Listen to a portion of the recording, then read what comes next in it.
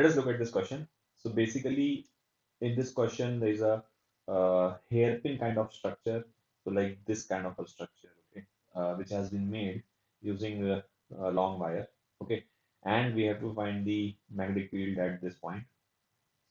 So if you look carefully, we can consider this as a semi-infinite wire till here. Okay, till this point, we can consider like this thing as a semi-infinite wire. And at this point P, the magnetic field due to a semi-infinite wire will be written as mu naught into current upon 4 pi into distance of the point from the wire. So distance of the point from the wire is this, which is actually R. Okay, and what will be the direction of magnetic field? So that will be going in the paper. Basically, if you keep your the right hand along the sense of the current, so basically the current is going toward right. So you can see that your thumb will be pointing in the screen, which means that the magnetic field is going in the screen. Then if you look at this section from here up till infinity, okay, like this side. So again, this is a semi-infinite wire, okay, and the like magnetic field of a semi-infinite wire will again be this value. Distance of this point from the wire is again r. So value-wise, this will be same. And if you check out the direction, so again here the current is going towards left. So if you keep your hand towards left, so you can see that again the thumb is going in the screen. So magnetic field of this section will also be same. So let me call this as B3, and this will also be mu naught I by 4 pi r. Okay, both in. So for in, I'm drawing the cross. And now look at this section. Okay, this is a semicircular section of the wire basically. And for the semicircular wire, what is the magnetic field? So for a semicircular wire, the magnetic field is mu naught I by 4r. Okay, 4r.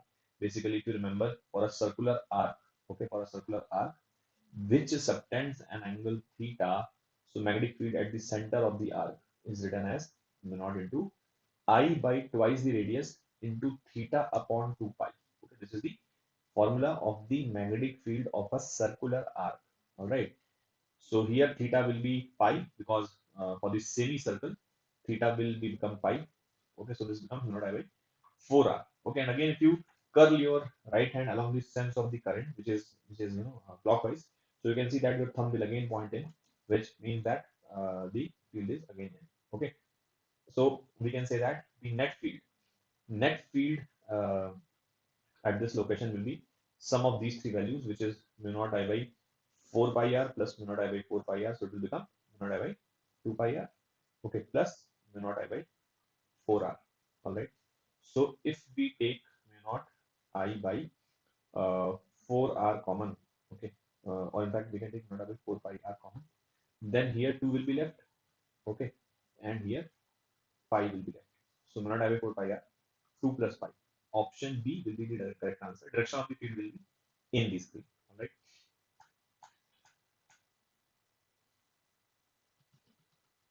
So here there are four resistors of 100 ohm, 10 ohm, 60 ohm, and 5 ohm. The galvanometer has a resistance of 15 ohm. So basically, you can feel that here you have a resistor which is whose value is 15 ohm. Okay, so I'm drawing a resistor of 15 ohm here. Okay, and we have to find the current basically in the galvanometer. So like in the branch BD. Okay, now very easy question actually. If I call potential to be 0 at this point, that means potential here will become 10, which means that here potential will be 0 and here potential will be 10.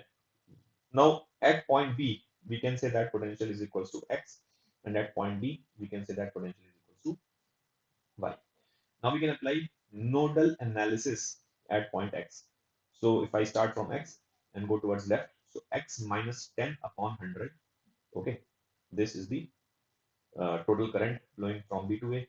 Then X minus Y upon 15, okay, X minus Y upon 15, that is the current going from B to D, okay, and X minus 0.10, okay, X minus 0.10, that is the current going from B to C, and total current incoming at B is 0, so we will write it as 0. I mean, we are assuming all the current is going from B to A, B to D, and B to C.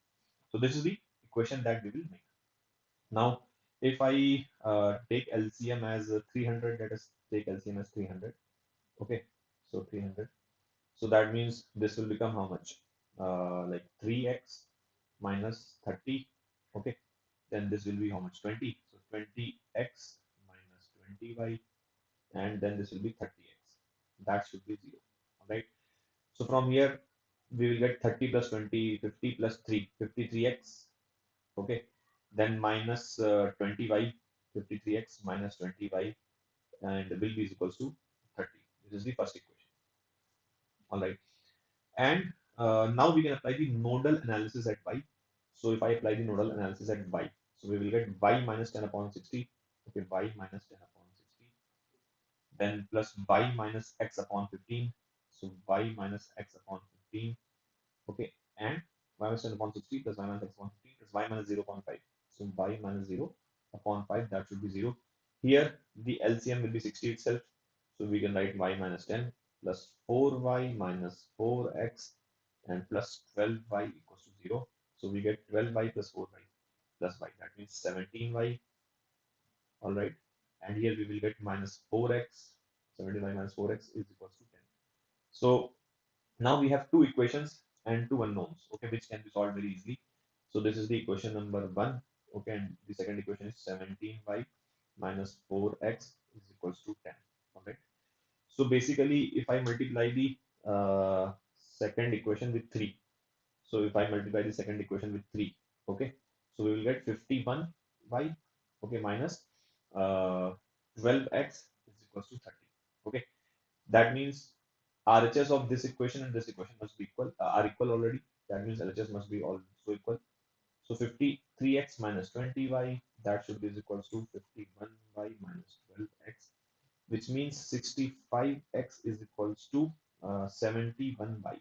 All right, which means x becomes 7, or we can say y becomes 71 by, sorry, y becomes 65x, 65x by 71.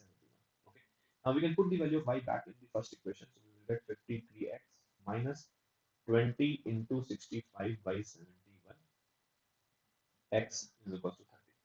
Now from here we can very easily find the value of x, which if you solve will come out to be nearly 0.86.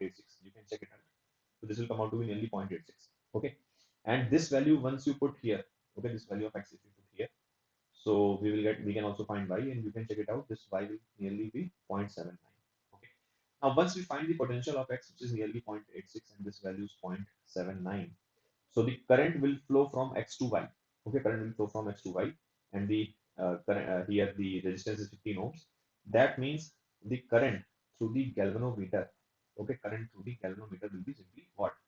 0.86 minus 0.79, 0.79. This is the potential difference upon resistance. Okay, upon resistance.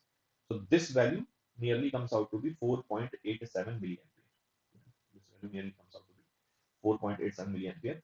So option C will be the correct answer for this question. All right.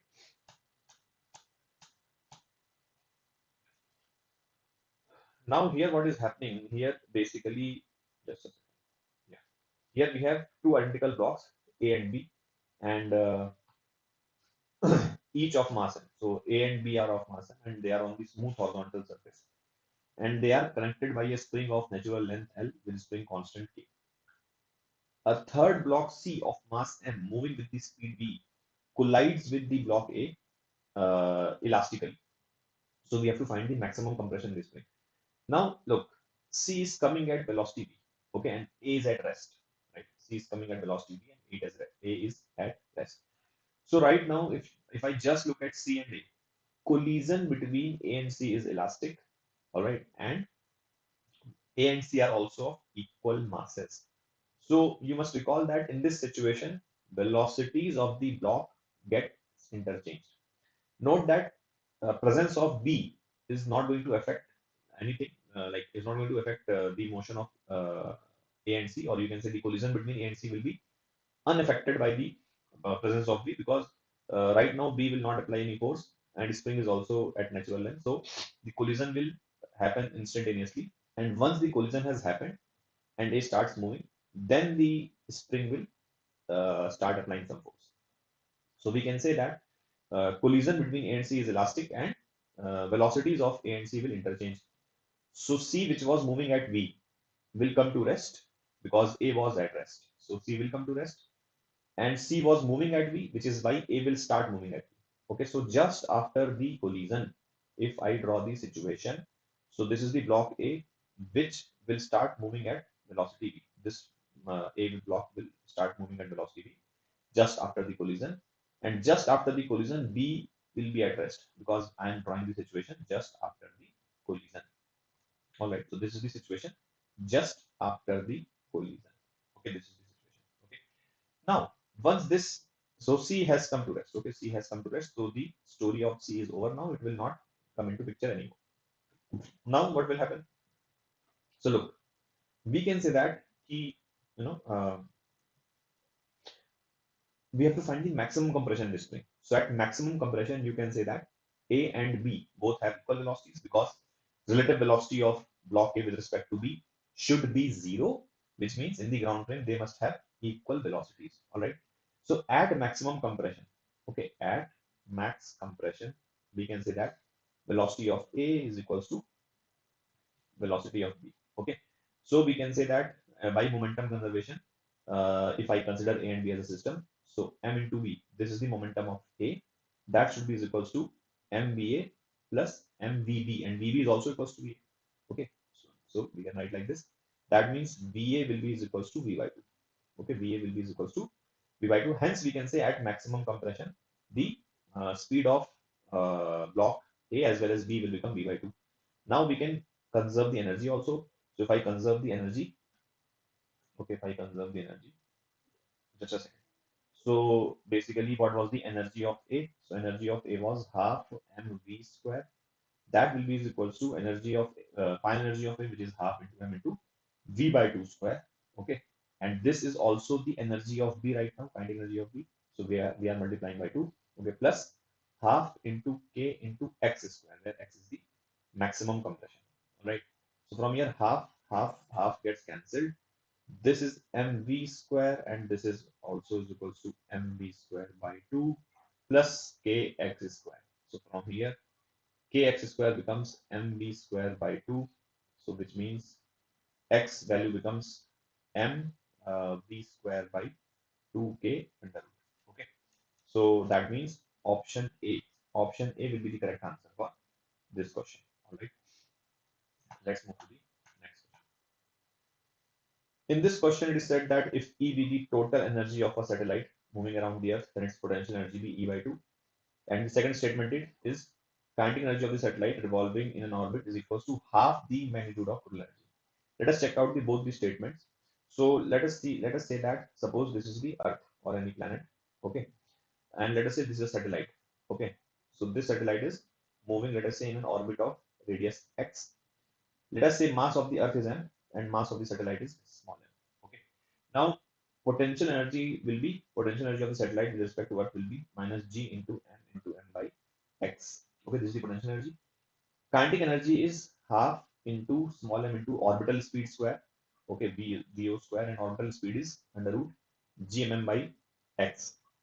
So basically, if you write gmm by x square, okay, so this will become gmm by 2x. Okay, gmm by 2x, and that means the total energy. Okay, total energy will be u plus k.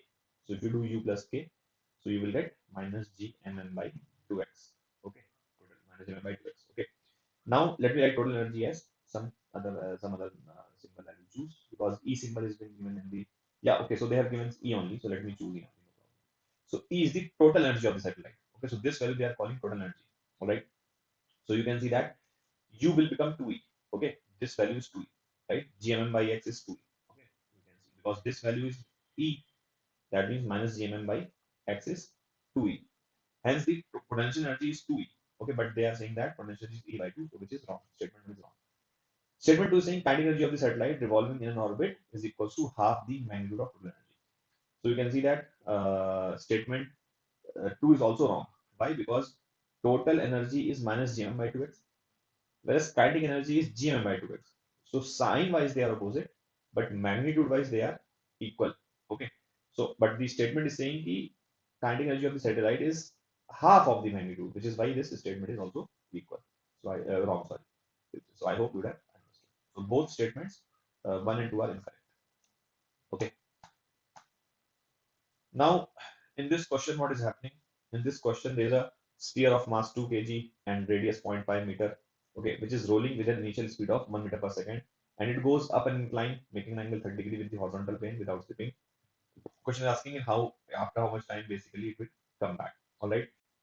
So basically, in this question, what will happen? We have released this sphere from the bottom position, and it will first go up. Okay, it will go somewhere, let's say till here. Okay, and it will stop. It will stop rolling, and then it will roll back. Okay, so it will roll up first, and then it will roll down. Okay, so what we can do? See, basically in this case, the acceleration will always be downwards. Okay, whether the sphere is going up or coming down, acceleration will always be downward, right? Because the mg sine theta force is always acting downward. Okay, so like if you throw a ball up, so whether the ball is going up or it is coming down, acceleration is always down. Okay, velocity is up initially, and then when it starts falling, velocity will be down. So velocity changes the direction, but acceleration is always down. Gravity always acts down. All right, and you might recall that acceleration in this case is written as g sine theta upon 1 plus moment of inertia upon mr square. That is the acceleration in the case of pure rolling.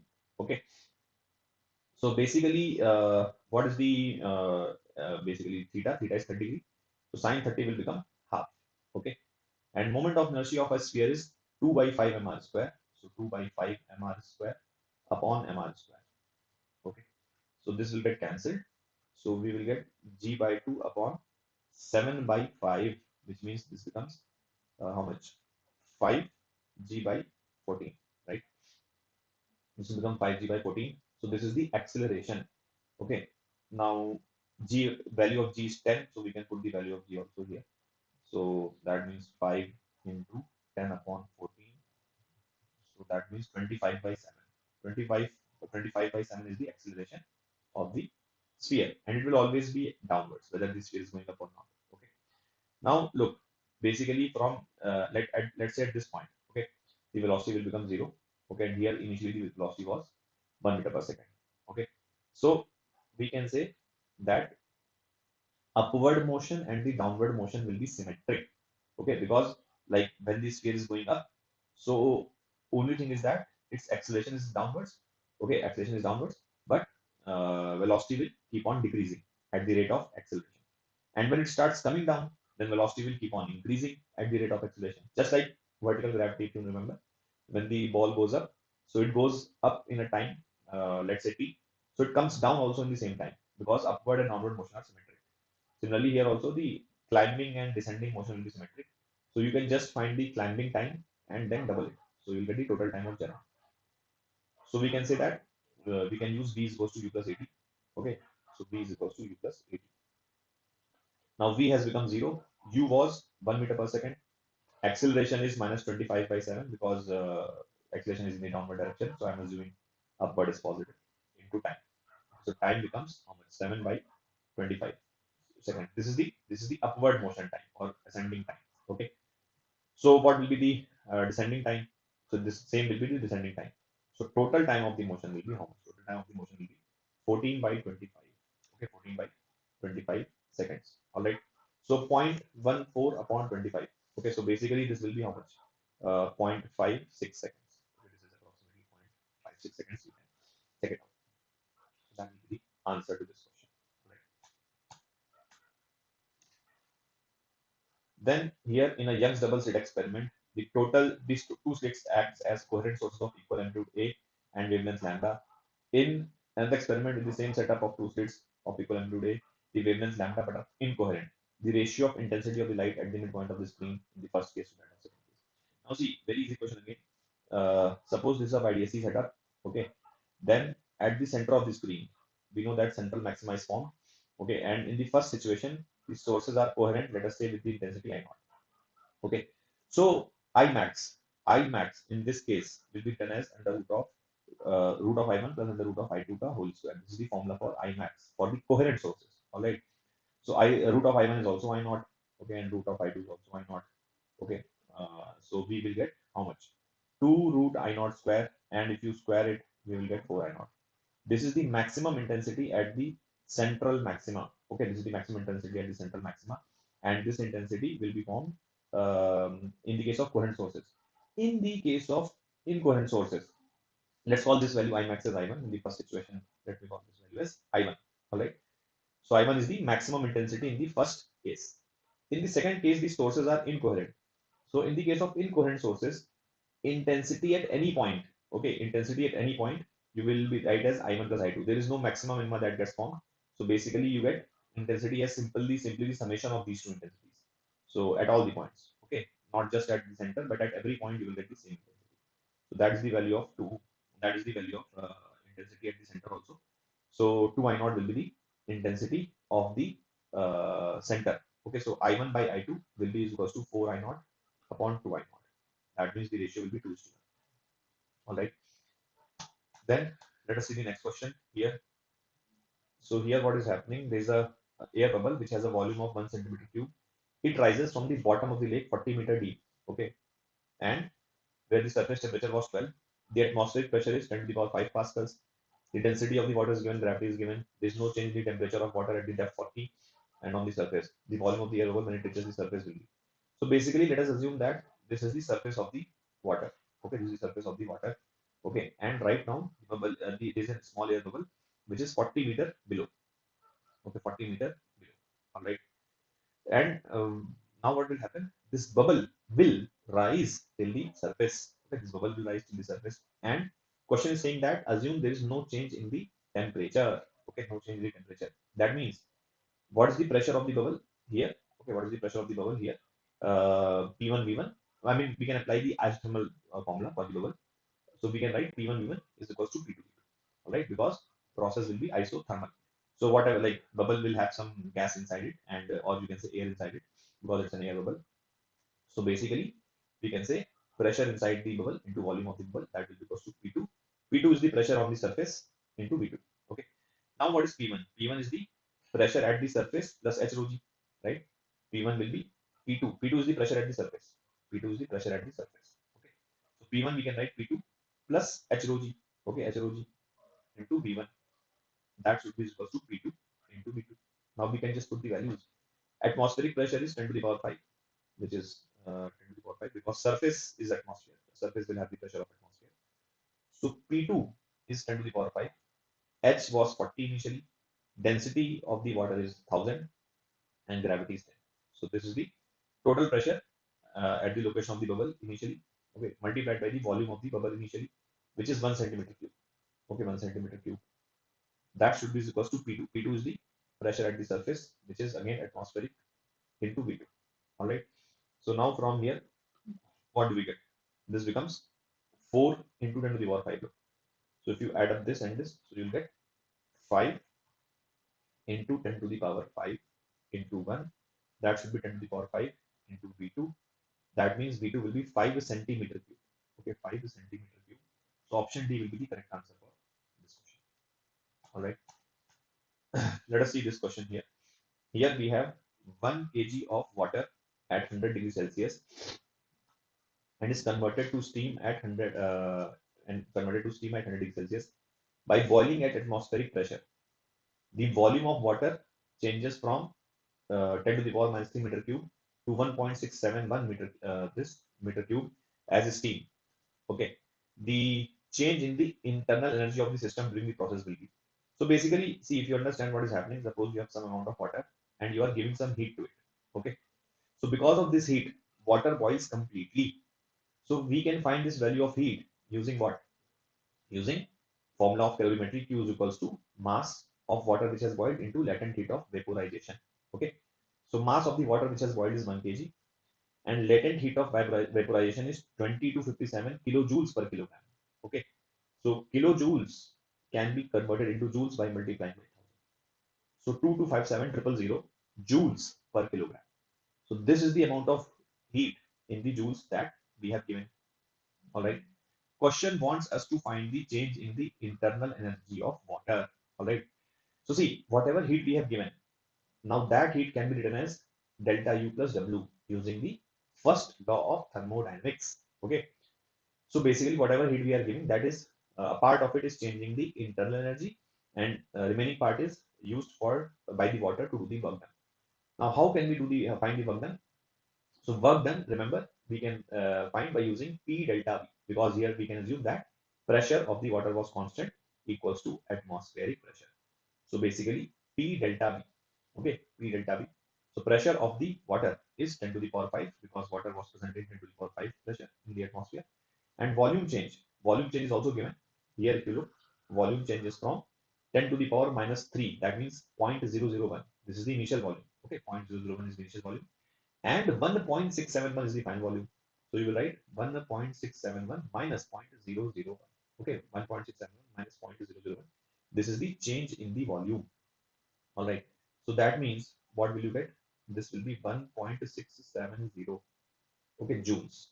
That means this becomes 1670111. Basically, this will be the amount of work done. Okay. So delta U.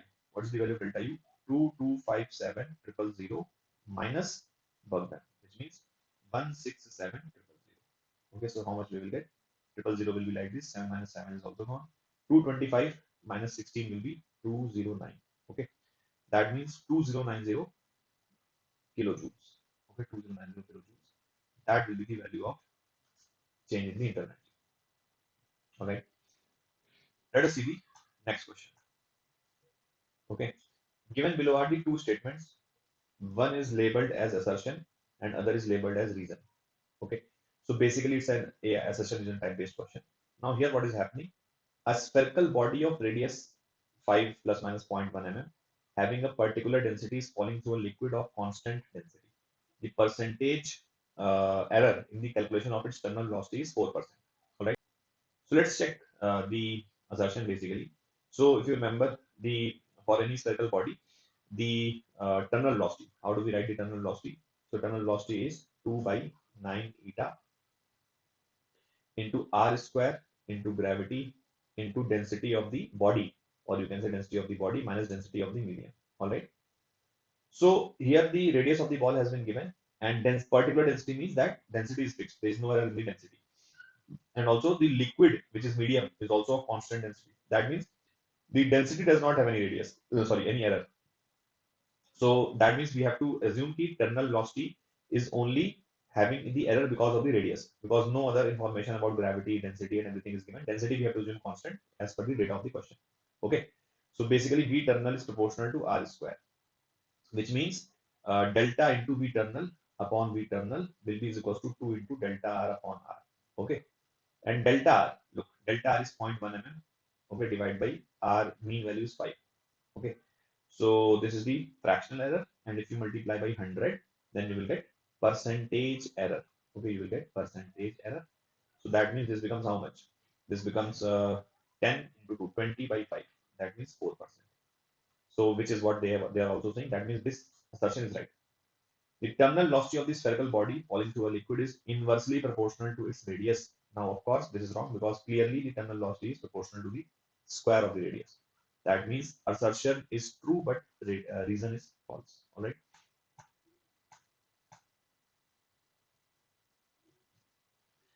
The number of air molecules per centimeter cube increased from 3 into 10 to the power 19 upon 12 into 10 to the power 19.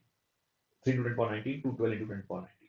The ratio of collision frequency of a particular molecule before and after increase the number respectively.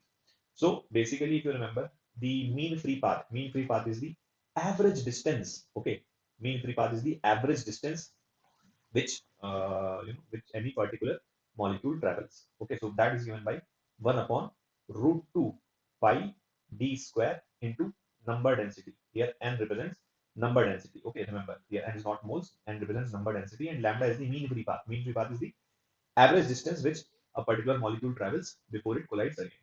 Okay, and what is the average velocity? So average velocity of the molecule is under root of 8 RT by pi m naught. Okay. Now you can also use VRMS over here. It doesn't matter because ultimately we will have to check the proportionality. So you can use VRMS or the average. So average distance traveled by the molecule before it collides is this, and average speed with which it collides is this. Okay. So what is the time or average time before like between the successive collision? So that you will write average distance by average speed. Okay. So that means this will become what? 1 upon root 2 pi d square number particle density into 8 RT by pi m naught. All right. This is the, so you can see T average is inversely proportional to n. So what is T average? T average is the average time before which any particle will collide. Okay. Then What is the frequency of collision? So average frequency of any particular particle will be 1 upon average time basically. So you can see that F will be proportional to N. Okay, temperature and everything is constant. So proportionality of N will be, we can say it is proportionality of F will be directly with the N. Okay, and you can see that N has gone, like this is the number particle density. Okay, number of air molecules per unit volume. So it has gone from 3 to 12. So basically N has become 4 times. You can see this value has gone 4 times. So we can say that frequency will also go 4 times. Frequency will also go 4 times. And they have asked the ratio before to after. That means initial frequency to final frequency. So as I said, this will be equals to N1 by N2, which is equals to 1 upon 4. Okay, that means 0.25. All right.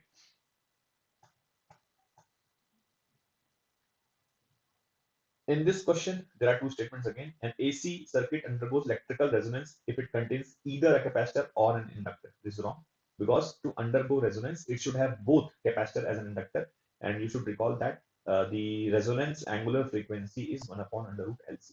Okay, so it should have both capacitor and inductor. An AC circuit containing a pure capacitor or a pure inductor consumes high power due to its non-zero power factor. This is also wrong because for a pure capacitor or a pure inductor, the power factor is 0 because the phase difference is pi by 2. So cos pi by 2 is 0. So power factor is 0. So which is why statement 2 is also wrong. Okay, so we can say both statement 1 and 2 are wrong. So option A is right. All right. Now, in this question, what is happening? There's a PN junction, which basically is in the form of PN junction diode, basically. Okay, and it is shown as a rectifier. So here, an alternating source has been attached, and we have to find the output. Basically, so sorry, we have to find the output current through the resistor. Okay. Now see, suppose so alternating current will keep on changing its polarity.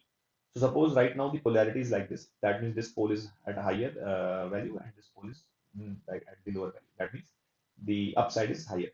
So in this case, the diode will be forward biased. Okay. That means it will allow the current to pass. Okay. So you will get, since the voltage is sinusoidal, so you will also get the sinusoidal current. Okay. So that means for the voltage like this, you will also get the current like this. Okay, this will become a simple purely resistive circuit. Okay, purely resistive AC circuit, and the current here will be written like this. Okay, current will be following the same function. But now suppose the polarity has been reversed. Okay, so now the polarity has become like this. So in this case, the diode will be reverse biased, and now we can say the current flow will not happen, and which is why for the next voltage wave like this, you will get zero current in the resistor. So this is how the cycle will look like. Again, the process will repeat. So again, the for the positive half, the current will be like this, and the negative half current will be like this. So basically, option B shows the things perfectly. Okay, so this process will keep on repeating. Okay, let's move to the next one. So here's this question is on the Newton's law of cooling. A body cools from 80 to 60 degree in 5 minutes. Temperature of the surrounding is 20. Time it takes to cool from 60 to 40. Okay. So again, if you remember, suppose this is some body. Okay, and it goes from 80 to 60. Okay, in 5 minutes. Okay, time here is 5 minutes. Okay, so temperature of surrounding is 20. We have to find the time in which it will cool from 60 to 40. Okay, so using the average form of Newton's law of cooling, delta T by delta T is equals to minus cooling constant into T average minus T surrounding. Okay, this is the Newton's law of cooling. So for the first situation, the delta T is minus 20. Okay, temperature goes from 80 to 60. Okay, the final minus initial. And time delta T, delta small t is the time, which is 5 minutes. That will be minus cooling constant. Average temperature will be average of these two values, which is 70. So here we will write 70. Surrounding temperature is 20. Okay, divided by. Now here, what will you have? So here again, the change in the temperature. So if I apply the I'm going to apply the Newton's law of cooling for the second situation now. Again, the surrounding temperature will be 20 only because the surrounding will not change its temperature. So if I apply the Newton's law of cooling for this scenario, so change in the temperature will be again 40 minus 60. Okay, divided by T2 time that will be is equals to minus cooling constant into average of these two values 50 minus surrounding is again 20. Okay. Now if I take the like if I divide the equation 1 by equation 2, so this minus b will get cancelled. This will be minus 20. This will also be minus 20. This T2 will go in the numerator upon 5 minutes. This will be 50. Okay. And this will be 30. Okay. That means T2 will be 25 by 3 minutes. Okay. Now be careful here. Don't write the option B because this is in seconds and our answer is in minutes. So we have to convert this into seconds. So we'll have to multiply with 60. Okay. So now this will become 500 seconds. So option A will be the correct answer for this question. All right. An ice cube has air bubble inside. When viewed from one side, the apparent distance of the bubble is 12. When viewed from the opposite side, the apparent distance is 4. If the side of the ice cube is 24, we have to find the refractive index. Okay, so let's understand the situation first. Suppose this is the ice cube. Okay, suppose this is the ice cube. Okay, now let's say somewhere over here is the air bubble. All right. So what happens is that suppose an observer here is O1. Okay, and he is viewing from this side, left side. So for this observer, let us say the air bubble appears here. Okay. So question is saying that this distance appears to be 12. Okay. And let us say this distance was x. All right. So for the first observer, the we can say the image is formed at I1 of the bubble. Okay. Now there's one more observer here. Okay. And the total side length of the cube, if you see, is 24 centimeters. So if this we are calling as x, so naturally this distance will be 24 minus x. Right. So for this observer O2, what happens? The image is formed at a distance of 4 centimeter. So somewhere over here the image is formed and this distance is 4 centimeter. Okay, 4 centimeter. So basically this object, this air bubble basically is viewed by the two observers. Okay, one from the left side and one from the right side, and both the observers are able to view this image. So O1 observes this image as at 12 centimeter and O2 observes the image at 4 centimeter. So using this, we have to find the refractive index. Now this is a question of, we can say, many methods you can use. You can use the shift method. You can use the apparent distance method. So I will use the apparent distance method here. When the light will go from the bubble to the observer O1. Okay, so light will go from right to left, you can see, in the left direction. So when the light will cross this interface, so what will happen? The refraction will happen at the this interface. This is a plane interface. So the formula is mu2 by v is equals to mu1 by u. Okay, you might have memorized this formula as mu2 by mu1 is equals to v by u. This is the same formula. Mu2 is the medium in which light goes. So light is going from ice to air. That means mu2 is the medium of air because light goes from ice to air. So mu2 is air. Okay. Mu1 is the medium from which light comes. So light was coming from ice. So mu1 will be mu. V. V is the basically image distance. Okay, image distance. So which is 12. But you should put this as minus 12 to be precise because light is going towards left. Okay, whereas image is formed on the right of this surface. Okay, image is formed on the right of this surface, whereas the incident light is going towards left. So here you should write minus 12. And u is the distance of the object, okay, which you call real distance, real depth. So this is x. Okay, this is the x value here. So again, this you should write as minus x. Why? Because incident ray was coming towards left, whereas actually the object is kept towards right from the surface. Okay. So from here you can see that the value of mu becomes what? 12 by x. Okay, sorry, x by 12. So mu becomes x by 12. All right, mu becomes x by 12. Okay. Now if I apply the same rule for the second observer, so for the second observer, the light is going from the air bubble to the second observer. So incident light is going towards right. Incident light is going towards right. Okay, so mu2 again will be air because light is going from ice to air. So mu2 by v. V is the distance of image basically, which is 4. Okay, 4. And again you will write minus 4 basically. Okay, so I'm using this formula mu2 by v. Okay, same formula basically. Mu2 by v is equals to mu1. Mu1 is what? Mu1 is ice. Ice is mu. Okay, ice is mu. Divide by u. Okay, u. U is how much? U is 24 minus x. 24 minus x. But again, you have to put this with a negative sign. Right. So what will you get? So mu will be is equals to 24 minus x upon 4. Right. So from here we can equate the value of x. So x is equals to 12 mu, and from here x is equals to, so you can see 4 mu is equals to 24 minus x. This equation will give you, that means x is 24 minus 4 mu. Okay.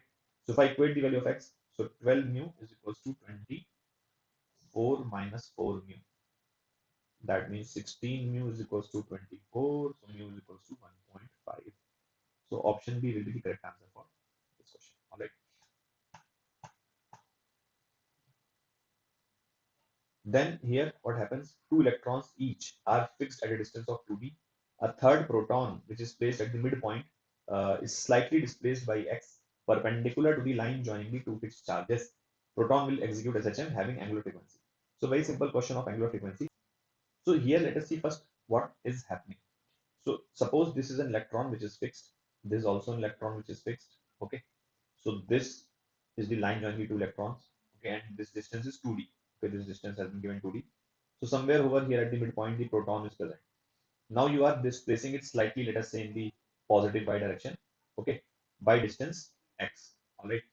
So when the proton reaches here, so basically proton will execute this kind of simple harmonic motion along the y-axis because of the attractive force by the electrons. Okay, so electrons will attract the proton back. So proton will start executing SHM because of the the attractive forces. The force is here is restoring. So what we can do here, see, basically let us say the proton has reached here. Okay, let's try to find the net force by one of the electrons. So the net force by one of the electrons will be in this direction, and the second electron will also apply the equal magnitude force in the in this direction as I have shown. So what is the value of F? So F will be K into, so I'm just writing the magnitude of the force due to one electron. So K into charge of electron, so I'm writing the magnitude of the charge, okay, into the charge of proton, magnitude wise they are same, into distance between the electron proton square. So if you look at this distance, which is right now the distance between the electron proton, that will be x square plus d square under root, right? X square plus d square under root, because this distance will be d.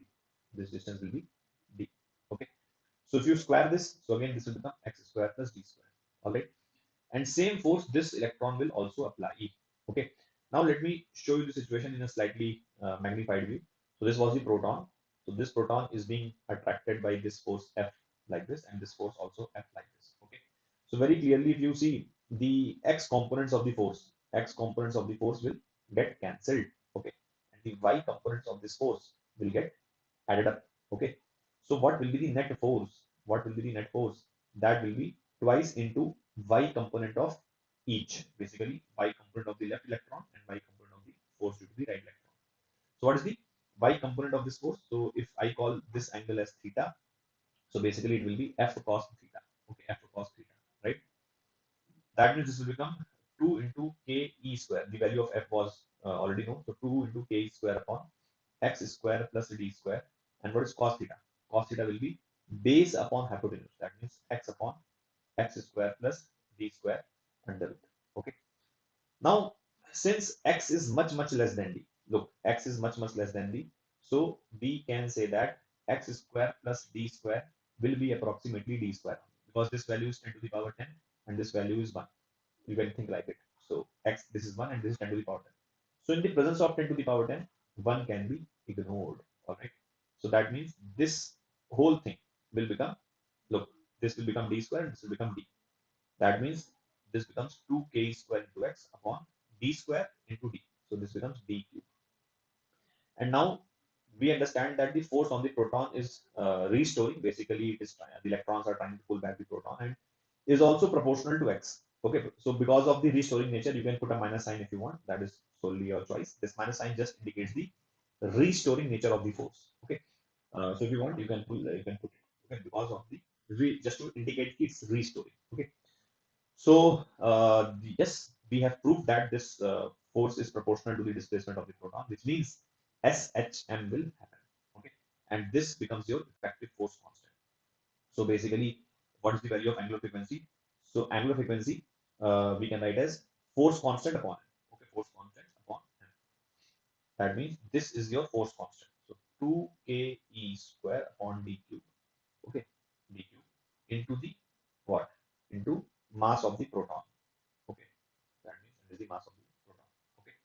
So what we can say is now here the answer is in the terms of epsilon naught. That means K, which is the Coulomb's constant, that also you can put in terms of epsilon naught. So this becomes what?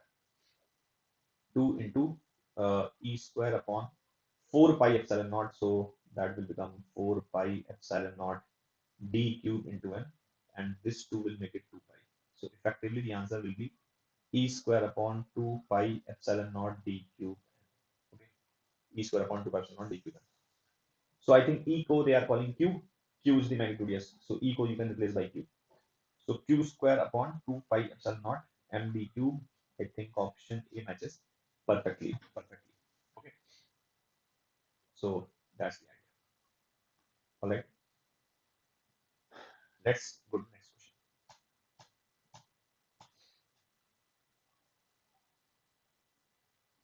A boy sitting on the topmost berth in the compartment of a train which is just going to stop on a railway station drops an apple, aiming at open hands of his brother, situated vertically below. His hands is at a distance of about 2 meters. So basically, what is happening? Suppose this is the hands of the brother which is below, and the apple is being dropped from the 2 meters above. Okay, now this whole thing is happening in a train.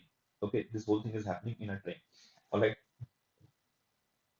Now look, the uh, the train is going to stop.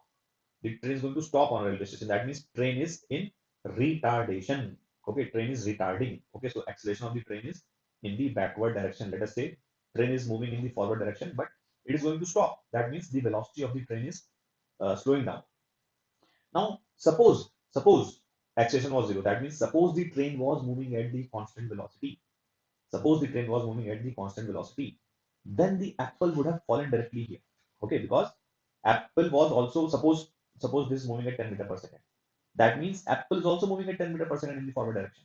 So in the frame of train, if I look in the frame of train, suppose here is a passenger who is sitting in front on the in front berth. So what will this passenger look like? Remember, I'm saying acceleration is zero right now. Just imagine that this value is zero. Okay, there is no retardation. Just assume that train is moving at a constant velocity. So for the passenger who is sitting, who is looking from the front, okay, he will see that apple is released and it falls directly on the hand of the on the person sitting below, because like everything is at rest for this person. But so this would have been the case. But now since the train is in retardation. So what will happen? By the time apple reaches over here, this hand will not be able to reach at the same place, because hand is actually moving at a lesser and lesser speed. The speed of the hand will decrease. Why? Because hand is fixed to the person, brother basically, and brother is slowing down.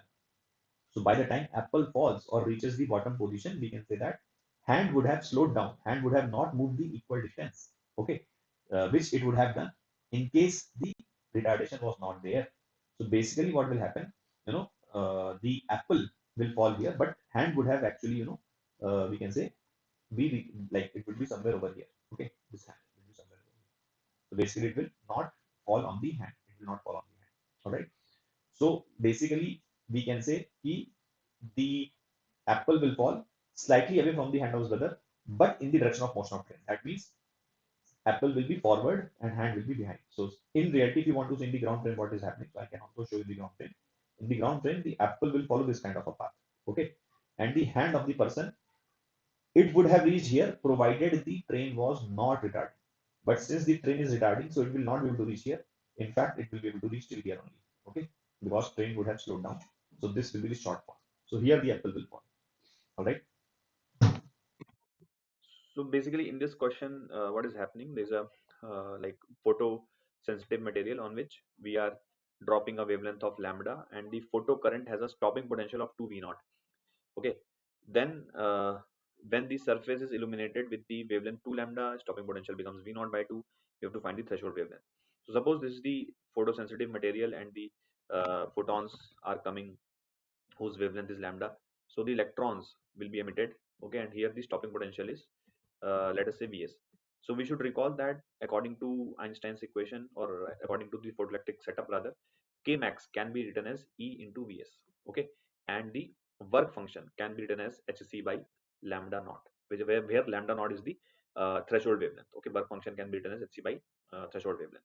Now if I use the Einstein's photoelectric equation, so it says that energy of the incoming photon, which is hc by lambda, will be is equals to work function plus k max. All right. So for the first situation, the energy of the incoming photon will be hc by lambda itself because the wavelength is lambda. That will be is equals to work function, which is hc by lambda naught plus k max. In the first situation, the stopping potential was 2v naught, so this will become E into 2v naught. Right. Now if I apply the same equation for the second situation, when the photons are of wavelength 2 lambda, so energy of the photon will become hc by 2 lambda. That will be is equals to 5, which is hc by lambda naught plus E into stopping potential, which is V naught by 2 in the second situation. Now very easy, if I multiply this whole equation by 4, so LHS will become 2 hc by lambda, this will become 4 hc by lambda naught, and this will become 2 EV naught. So from here 2 EV naught is hc by lambda minus hc by lambda naught, and from here 2 EV naught is 2 hc by lambda minus 4 hc by lambda naught. Now hc will get cancelled, so hc. We are left with 1 by lambda minus 1 by lambda naught is equals to 2 by lambda minus 4 by lambda naught.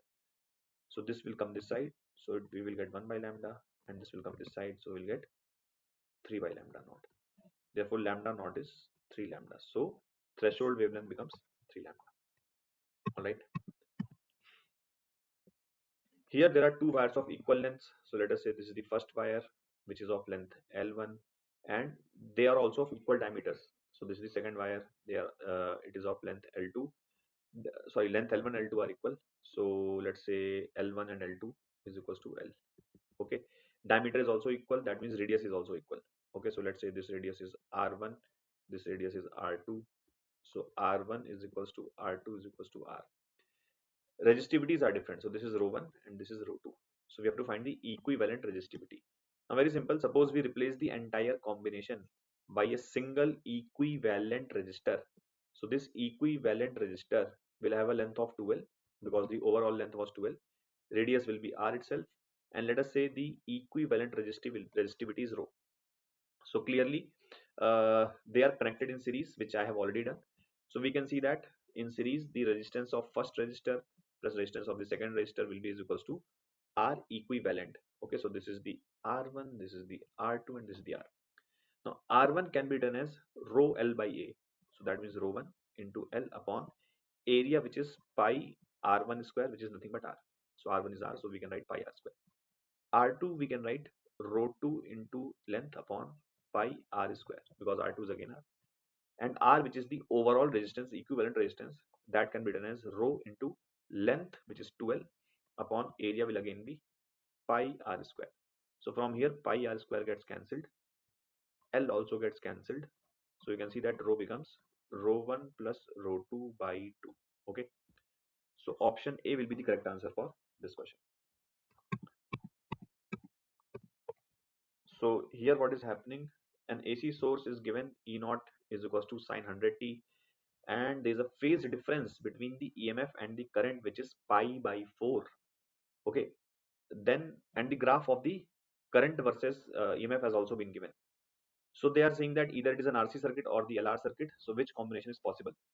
Now note some important facts here, that phase difference is pi by 4. First thing. Also notice that current is leading. Let me show you. So suppose I extend this graph of EMF. So you can see the voltage is at the negative value, but current is already at 0. All right. So at every point, current is having a leading phase. Even here, if you look, so current is voltage is having a 0 phase. Okay, but current is already ahead. Current is already positive. Okay, that means current is leading. Now clearly it cannot be LR circuit because in an LR circuit, current lags. Okay, so option C is wrong, and let's check the option D. So it is also wrong. That means it has to be the A or B. Now in an AC circuit, or rather in an RC circuit, the phase difference tan phi can be written as XC by R using impedance triangle. Suppose this is the R, this is XC, okay, and this will be the Z, where this is the phase which is pi by 4, okay, in this question.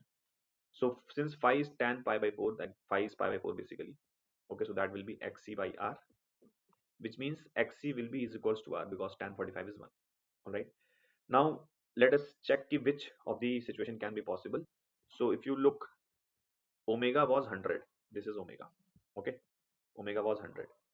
So in both option A and B, R is 1000. Okay, look, R is 1000.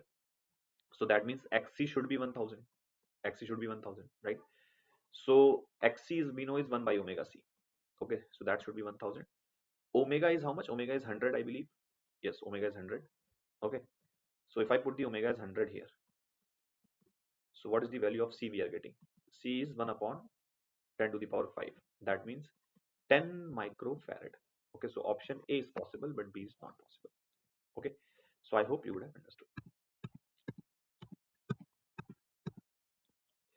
Here what is happening, we have been shown some transitions like transition A, transition B, transition C for for the hydrogen atom. Okay, and we have to identify the name of those transitions. So look, A, B and C, so they are talking about which is, what is A, what is B, what is C. So A is from 0 electron volt, that means infinity, because if you remember, energy of the electron becomes 0 at n equals to infinity. So transition is happening from infinite state to the first state. Okay, so that means this is the series limit of Lyman series. Okay, since the electron is jumping from the n equals to infinity to n equals to 1, so since the electron is jumping to n equals to 1, which is why it is Lyman series, and since it is jumping from n equals to infinity, which is why it is a series limit. Okay, so that means option A becomes wrong because they are saying that is a Lyman series. Anderson potential is also wrong. Okay, because this is in electron volt, whereas potential is in volts, whereas this is the energy level. Okay, series limit of Lyman series, series limit of, so C and D both can be right. Now let's check out the option like transition B. So transition B is happening from n equals to 5 till n equals to 2. Okay, so since it is going to n equals to 2, which is why it is a Balmer series. Okay, and it is going from n equals to 5, so that means it's a third member of Balmer series. 3 to 2 means first member of Balmer series, 4 to 2 means second member, and 5 to 2 means third member. Okay, so if you look, this is saying second member, so which is right, is wrong. This is showing third member, which is why it is right. Let's also check it out. So this is from 5 to 3.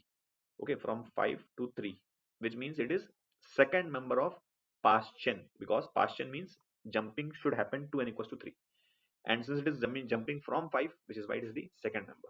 Okay, 4 to 3 means first member, so here it is the second member, so option D is perfectly fine. All right,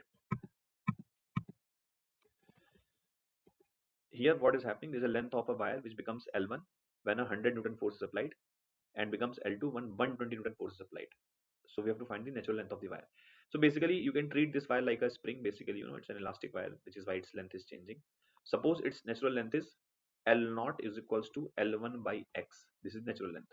Okay, now what you do, if you apply this force as 100, okay, F as 100, okay, so basically the length becomes L1. Now this wire will follow the formula F is equals to Kx, where X is the extension. Okay, this is an elastic wire basically. So in the first scenario, the force was 100. K is the, you can say, force constant or elastic constant or spring constant, whatever. X is the extension. So what is the extension? Final length, because the length becomes L1. Okay, length becomes L1 means the wire has acquired the length L1. Okay, in the first situation. So basically, this is the extension. All right. So you can show the force in this diagram. So here the force of 100 Newton is acting. Okay, or let's say F is acting. Okay. So this is the extension, right? So K into extension, which is L1 minus L0. Okay, and L0 is L1 by X. All right. In the second situation, when the force becomes 120, so 120 can be written as K, which is the spring constant, into the final length, which is L2 minus the natural length. So natural length is L1 by X. Okay. So now L2 was also given to you as, like, value of L2 is 11 L1 by 10. So L2 can be written as 11 L1 by 10. Okay, 11 L1 by 10. All right, now we can just take the ratio. First upon second will become 10 upon 12. Okay, this K and K will get cancelled. L1 will also get cancelled. So you will be having 1 minus 1 by X upon 11 by 10 minus 1 by X. Okay, so if we cross multiply, so 10 into 11 by 10 minus 1 by X. is equals to 12 minus 12 by x. All right. So this becomes 11 minus 10 by x. That should be is equals to 12 minus 12 by x. Okay. So this you can bring on the LHS. So this will become 2 by x, and this will become 1. 12 minus 11. So x becomes 2.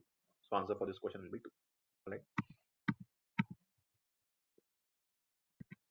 So in this question, basically, we have kept a square loop of side 2 centimeter inside a long solenoid that has 50 turns per centimeter and carries a sinusoidal current of amplitude 2.5 ampere.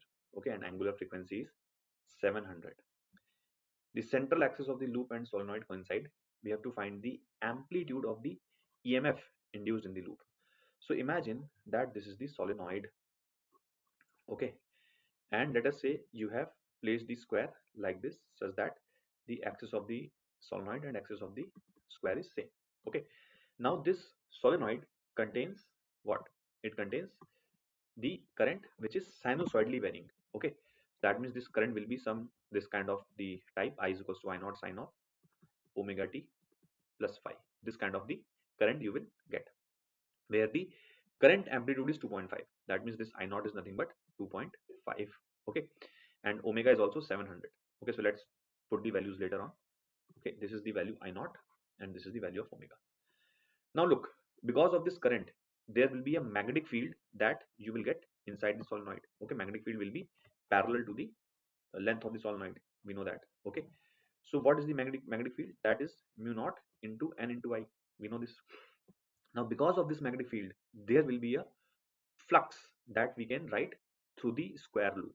Okay, there will be some flux that you can write through the square loop, and that flux you can write this phi as different angle because phi I am using for the flux. So this, let's say this angle is alpha. Okay, this is of no use by the way. So flux we will write as what? B into area of the loop. Okay, B into the area of the loop. That means mu naught Ni into L square, where L is this value is L. Okay, so this is the flux. And since this current is a function of time, which is why this flux will also become a function of time. So EMF induced in the loop, we can write magnitude of d phi by dt. Okay, so this is going to give you the magnitude of EMF induced in the loop. So if you see, we will get if you differentiate the phi, so mu naught will be constant, n will be constant, L square will be constant. Current is a function of time. So if you differentiate current, so you will get I naught omega. This omega will come out because of the chain rule. Sine theta will become cos theta. So cos of omega t plus alpha. Okay, this is what we will get EMF. Okay, and we wanted the amplitude of this EMF. That means we wanted the maximum value of this EMF. So that will happen when cos theta becomes 1. This thing will be 1. So this whole thing becomes the amplitude of the EMF. Okay, so E naught you can say is the amplitude of the EMF, which will be equals to mu naught into n into L. Okay, square, I think here it was L square. Okay, yeah, so L square mu naught into n into L square into I naught into omega. Okay, now we can we can just put the values. Mu naught is 4 pi into 10 to the power minus 7. N is the number of turns, which is 50 per centimeter. Look, so it will be 5000 per meter. Okay, L is 2 centimeter, so that means this will be 2 by 100 meter into 2 by 100 meter. I naught is 2.5. That means you can write this as 5 by 2, and omega is 700. Omega is 700. All right. Question is saying that pi we can take 22 by 7.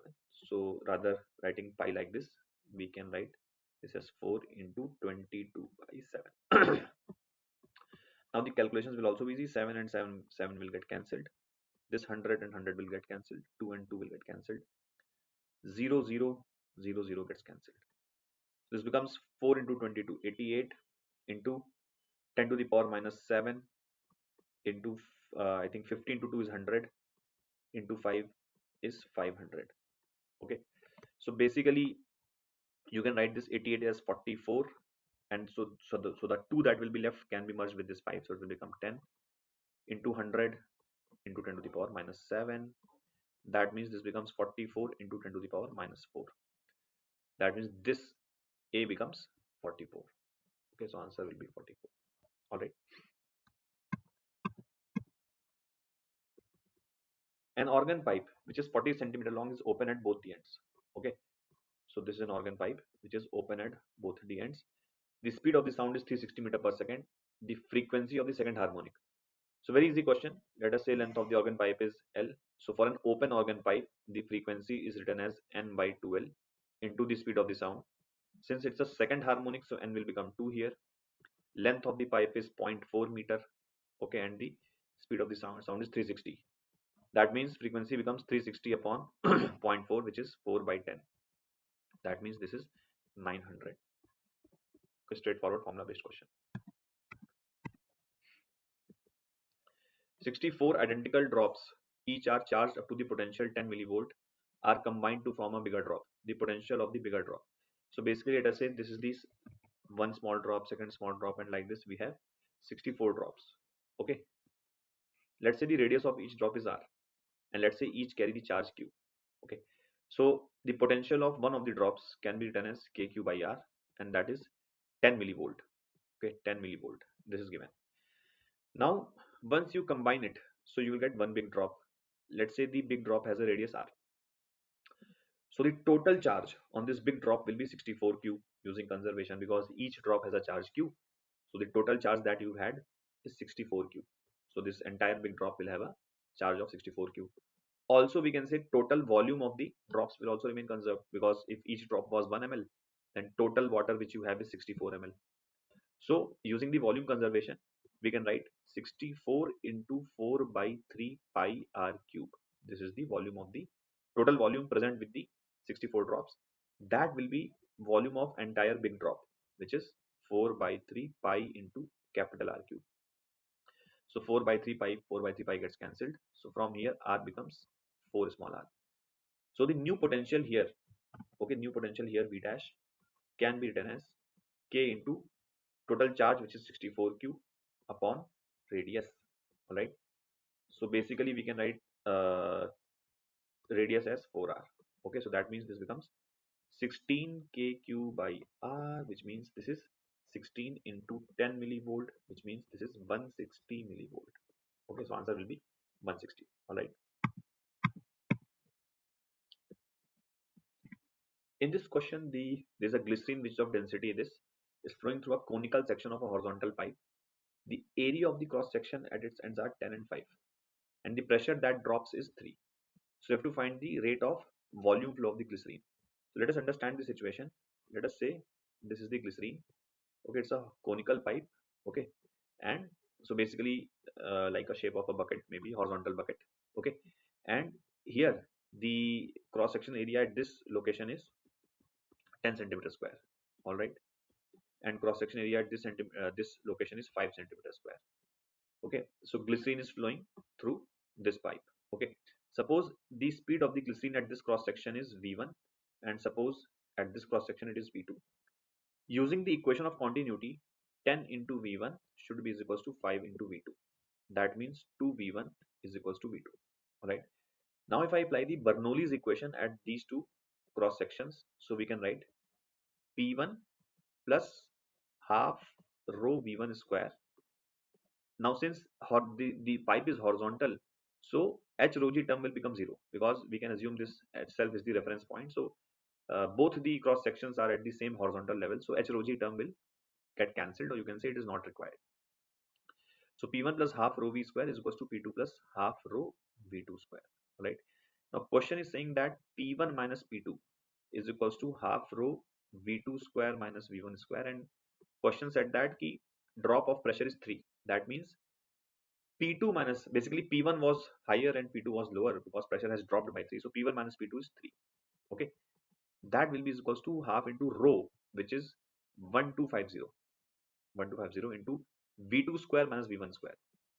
V2 is 2V1, so that, so if you put that here, it will become 4V1 square minus V1 square. All right, so this becomes 625. This is 3, and this is 3V1 square. So from here we get V1 square is equals to 1 upon 625. Okay, so v1 becomes how much? V1 becomes 1 upon 25 meter per second. So this is the speed of the liquid at this, but you have to find the rate of volume flow if you check out the units. So rate of volume flow is what? Area into velocity. So area is 10 centimeter square. So basically A1B1. A1 is 10 centimeter square, so that will become 10 into 10 to the power minus 4. So this is the area into 1 by 25. Okay. Now this is meter cube per second. So basically what you can do, you can uh, write this as 5 into 2, 5 into 5. 2 by 5 is zero point 0.4 into 10 to the power minus 4, which means 4 into 10 to the power minus 5. So n becomes 4. I hope you would have understood. Thank you. Hi everyone. In this question, we have to consider the following statements and arrange in the order of true or false as given in the codes. The first one is about acidic property. Sodium oxide is more acidic than magnesium oxide, which is more acidic than zinc oxide, and which is more acidic than P4O10. Then definitely this order is incorrect, because as we move across the period from left to right in the periodic table, because electronegativity of the element increases, hence the acidic character increases. So sodium oxide is actually least acidic here, and P4O10 is the most acidic. So this order is incorrect. In the second one, we have these four elements in the order of the first ionization energy. Sodium indeed has lower ionization enthalpy than silicon, and silicon has higher ionization energy than Mg, but Mg does not have lower ionization enthalpy than aluminum. That is because of the completely filled 3s orbital, and because 3s orbital is closer to the nucleus compared to 3p orbital. So in case of Mg, the first electron is removed from s orbital, which is fully filled and has higher penetration effect, compared to aluminum, in which the first electron is removed from 3p orbital, which has lower ionization enthalpy. So the second statement is also incorrect. In the third statement, we are given three anions, fluoride, chloride, and bromide, and we have to arrange them in the order of polarizability. And we can clearly see that polarizability is directly proportional to the volume of particle, and down the group, the size increases. So in fact, bromide is more polarizable than chloride, which is more polarizable than fluoride, which means that statement 3 is also incorrect. This order of polarizability also is incorrect, which means all the three orders are incorrect, and option D, right, is the correct answer, where the codes F, F, and F stand for all three statements are false. Thank you. Hi everyone. In this question, we are given four reactions, and we have to tell that in which of these following cases potassium manganate, that is K2MnO4, is not formed. In the first reaction, we have cuprous oxide, which is Cu2O. When it reacts with alkaline KMnO4 solution, cuprous oxide is oxidized to cupric oxide, and the permanganate ion is indeed reduced to manganate ion, MnO4 2 minus. So here, yes, K2MnO4 is formed. So this is not the correct answer. Moving to the next option, manganese dioxide is fused with K2CO3 in presence of an oxidizing agent like oxygen or KNO3. Here they have used KNO3. So once again, MnO2 in alkaline medium, because we are fusing it with potassium carbonate, which is alkaline. So MnO2 is once again, it is oxidized to manganate ion, MnO4 2 minus, that is K2MnO4 is formed. In option C, ferrous sulfate, which has the ion Fe2 plus, reacts with potassium permanganate in presence of concentrated sulfuric acid solution. So when KMnO4 acts as an oxidizing agent in acidic medium, ferrous ion gets oxidized to ferric, but the permanganate ion gets reduced to Mn2 plus, because in acidic medium, the species that permanganate ion forms is Mn2 plus. So this reaction is not representing the formation of K2MnO4. That is incorrect statement, and hence this is the correct answer. In option D, potassium permanganate is heated with KOH. So when KMnO4 is heated with KOH, yes, in that case also K2MnO4 is formed, and additionally oxygen gas is also evolved. So the correct answer to this question is option C. Thank you. Hi everyone. In this question, we have to predict the major product in the given reaction. We have this phenyl ring which is joined to this CHOH group, then there is CH3, and then CH2CHO. The reagent is zinc amalgam and HCl, and the reaction is carried out at elevated temperature.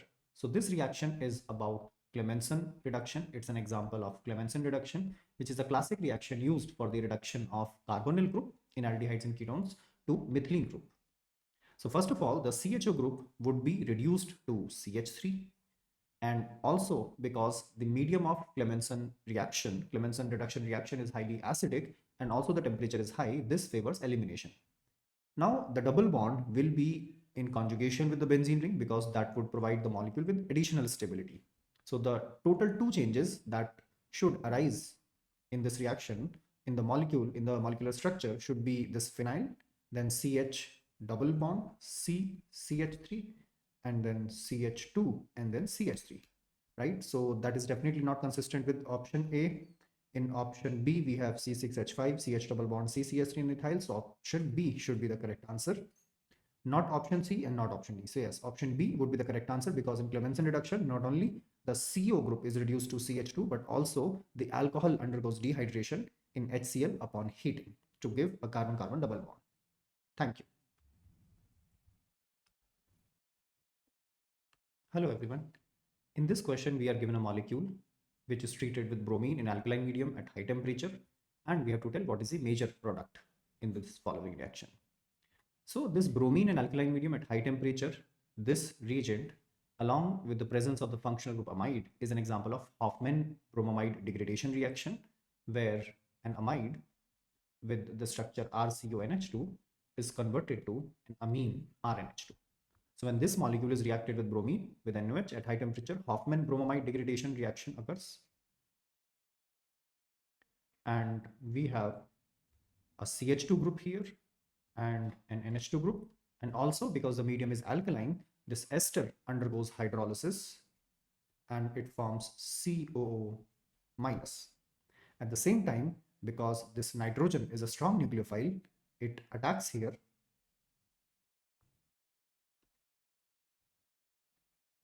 So we have this cyclization here, CH2. Overall effect is this NH and this carbonyl group and this keto group here.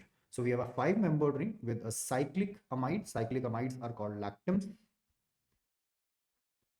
So this is an example of lactam, which is definitely not option A, not option B, and not option C.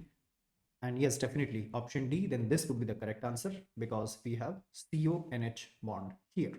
All right. So overall, what happens here is this amide group undergoes Hofmann-bromamide degradation reaction, where the CO group leaves and we have RNH2, and also this NH2 attacks on this carbonyl carbon here, and this nucleophilic reaction results in the formation of this cyclic amide. So this would be the correct answer, is option D. Thank you. Hi everyone. In this question, we are given 4 complexes and we have to tell which of the following complexes is likely to have a meridional isomer. So meridional isomer is shown along with facial isomer. In short, we call it FAC and MER. FAC is short for facial and MER is short for meridional isomer. This type of geometrical isomerism is shown by the complexes which fit in this formula. So there is a central metal, capital M, and A and B are monodentate ligands here. So we can clearly see that this general formula fits the molecular formula of complex in option D. So where we have the cobalt as the central metal, 3 ammonia ligands and 3 nitrito ligands. So basically what happens in facial meridional isomerism is that if we have a central metal as cobalt, if all the 3 ligands of one type are present on the corners of a triangular face, as in here, and similarly the 3 nitrito groups are present here.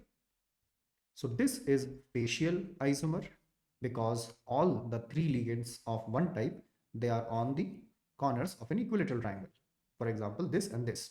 So this is our facial isomer. What happens in meridional isomer is that all the 3 ligands of one type, they are present on this horizontal plane, right? So we can take, for example, NH3 here, NH3 here, NH3 here, and NO2 here, NO2 here, and NO2 here. So we can see that all 3 ligands of one type are now present on this horizontal plane. So this is the meridional isomer. So hence the correct answer to this question would be option D. Thank you.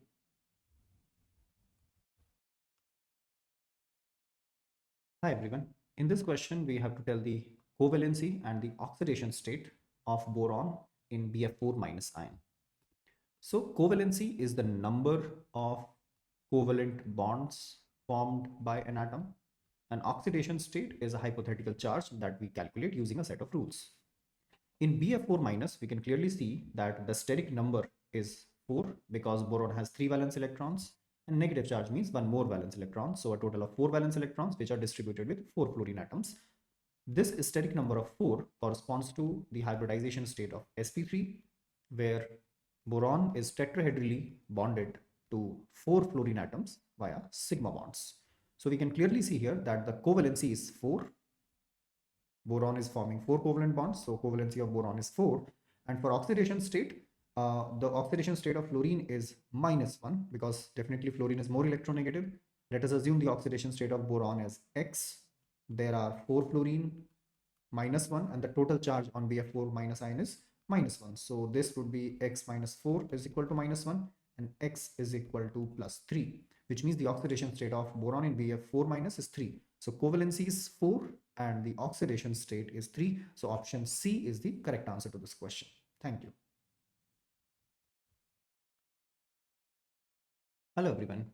In this question, we are given a reaction sequence of methyl cyclopentene and we have to identify the products A and B. In the first reaction, this alkene reacts with dilute KMnO4 at 0 degrees Celsius. So this is basically Bayer's reagent that converts alkenes into cis diols. Basically, the two OH groups add onto the carbon-carbon double bond from the same side. So after the first reaction, we have this methyl here and KMnO4, which is an oxidizing agent, breaks the pi bond and we have two OH groups on adjacent carbon atoms here. So this is a vicinal diol. This is our product A. Then we reacted with chromic anhydride, which again is a strong oxidizing agent. Now we can clearly see that in this alcohol, we have a secondary alcohol and another one is a tertiary alcohol. It is not easy to oxidize tertiary alcohol because there is no hydrogen joined to the carbon, which is joined to OH group. So chromic anhydride does not affect this tertiary alcohol, but the secondary alcohol is oxidized into the corresponding ketone. So chromic anhydride, which is a strong oxidizing agent, it oxidizes primary alcohols into carboxylic acids and secondary alcohols into ketones. So the first product is this one. Yes, this fits. And the second product is this one. So yes, option A is the correct answer to this question. Thank you. Hi everyone. In this question, we are given a galvanic cell, which is basically a Daniell cell. The standard cell potential is given to be 2 volt at 300 Kelvin. And the equilibrium constant for the reaction at 300 Kelvin is approximately, there are 4 options given for this. We have to tell which one is the correct expression for the equilibrium constant. So to find out the equilibrium constant for this reaction, we can start by using the Nernst equation, which says that the cell potential of a cell is equal to the standard cell potential minus RT. R is a universal gas constant for which we have to take a value of 8 joule per Kelvin per mole divided by NF. N is the number of electrons in the balanced chemical equation. F is a Faraday constant for which we are given a value of 96,000. Then natural log of the reaction quotient. Because the question asks the equilibrium constant, at equilibrium, the cell stops functioning, which means that E cell is 0 and also QC reaction quotient becomes equilibrium constant, which means that we have 0 is equal to E naught cell minus RT divided by NF and ln Kc equilibrium constant. So rearranging this equation, we have E naught cell is equal to RT by NF ln Kc, or we can also write it as ln Kc is equal to NF E naught cell divided by RT. Substituting the given values, number of electrons in the balanced chemical equation is 2 because zinc is losing 2 electrons and copper is gaining 2 electrons. Faraday constant value is 96000 multiplied by E naught cell of the cell is 2 volt divided by R, universal gas constant is 8 and multiplied by the temperature of the reaction is given to be 300. So this value, when we solve, it comes out to be 160, which means that the equilibrium constant would be exponent raised to the power 160, which would be the option D here, the correct answer of this question. Thank you. Hi everyone. In this question, we are given a reaction profile diagram for a reaction in which reactant A is converted to the product B in 3 steps, and we have to choose the correct option with respect to the number of intermediates, number of activated complexes, and the rate determining step. So let us start with the rate determining step. Rate determining step by definition is the slowest step in a reaction, and generally the step that has highest activation energy is the rate determining step, RDS, for a reaction. For step 1, this much is the activation energy. For step 2, this height corresponds to the activation energy on y-axis, and in step 3, this is the activation energy. So we can clearly see that in step 2, the maximum amount of activation energy is required, which means that the RDS of the reaction is a step 2, which means that option B and D cannot be the correct answer. First and third are not RDS. Now let's talk about number of intermediates. Number of intermediates are represented by these points. So basically we have a reactant that first consumes the activation energy. It forms an activated complex here, which collapses into a relatively more stable intermediate, which then goes on to consume activation energy of the second step. It forms another activated complex, and which then collapses into another intermediate here, and which finally in step 3 consumes activation energy, another forms, like activated complex, which then finally leads to the formation of the product. So these top points here, they represent activated complexes. So there are 3 activated complexes and not 2, unlike as written in option C. So this is also ruled out. So option A should be the correct answer. And number of intermediates are represented by these points, these depressions, which are more stable than the activated complexes, than the transition state, but it's still less stable than the reactant and product. So option A here corresponds to the right answer. Thank you. Hi everyone. In this question, we are given 4 complexes, and these complex ions are arranged in the 4 options according to their decreasing spin-only magnetic moment, and we have to tell which one of the orders is correct. So spin-only magnetic moment mu is given by this formula, under root n into n plus 2 bm, where n is the number of unpaired electrons and bm is the unit of the magnetic moment, which is Bohr magneton. So we basically have to check the number of unpaired electrons. Greater the number of unpaired electrons, greater would be the magnitude of the spin-only magnetic moment. Let us start with the first complex, Fe(F6) 3-. Here the oxidation state of iron is +3. Now given that the electronic configuration of iron is 3d6 4s2, removing 2 electrons makes ferric ion 3d5. But fluoride is a weak field ligand, which means that all the 5 electrons in 3d subshell would remain unpaired, because fluoride is a weak field ligand. It cannot force the pairing of d electrons here. So remember, the number of unpaired electrons in Fe(F6) 3- is 5. Coming to COCN6 3-, again the oxidation number of cobalt here is +3. The electron configuration of cobalt in elemental state is 3d7 4s2, and hence cobalt in +3 state would be 3d6, because 2 electrons would be removed from 4s and 1 electron would be removed from 3d. So the 3d6 electron configuration would actually have no unpaired electron, because cyanide is a very strong field ligand. It can cause the pairing of d electrons, which means that these 6 electrons will be paired up into 3d orbitals, and the 2d orbitals will be made available for hybridization. So this COCN6 3- complex has no unpaired electron. Coming to NiCl4 2-, here the oxidation state of nickel is +2. Now in elemental state, nickel is 3d8 4s2, but nickel 2+, because it has lost 2 electrons, would be 3d8, which means that the d subshell should look something like this, with 8 electrons here. Because chloride is a weak field ligand, again it cannot cause the pairing of electrons in d subshell, so leaving behind 2 unpaired electrons will be there in NiCl4 2-. Coming to CuNH3 2+, in Cu2+ state, given that the electronic configuration of copper is 3d10 4s1, in Cu+2 we should have 3d9, which means that there is only 1 unpaired electron here. So now, based on the number of unpaired electrons in these complexes, we can arrange them in the order of decreasing value of the spin-only magnetic moment, the highest being Fe(F6) 3-. So the first complex should have the highest magnetic moment. So in fact, that gives us the correct answer here. After that, we'll have third complex, yes, with 2 unpaired electrons. After that, fourth complex with 1 unpaired electron, and second complex with no unpaired electron will have the lowest magnetic moment of approximately 0, which means that option A here is the correct answer. Thank you.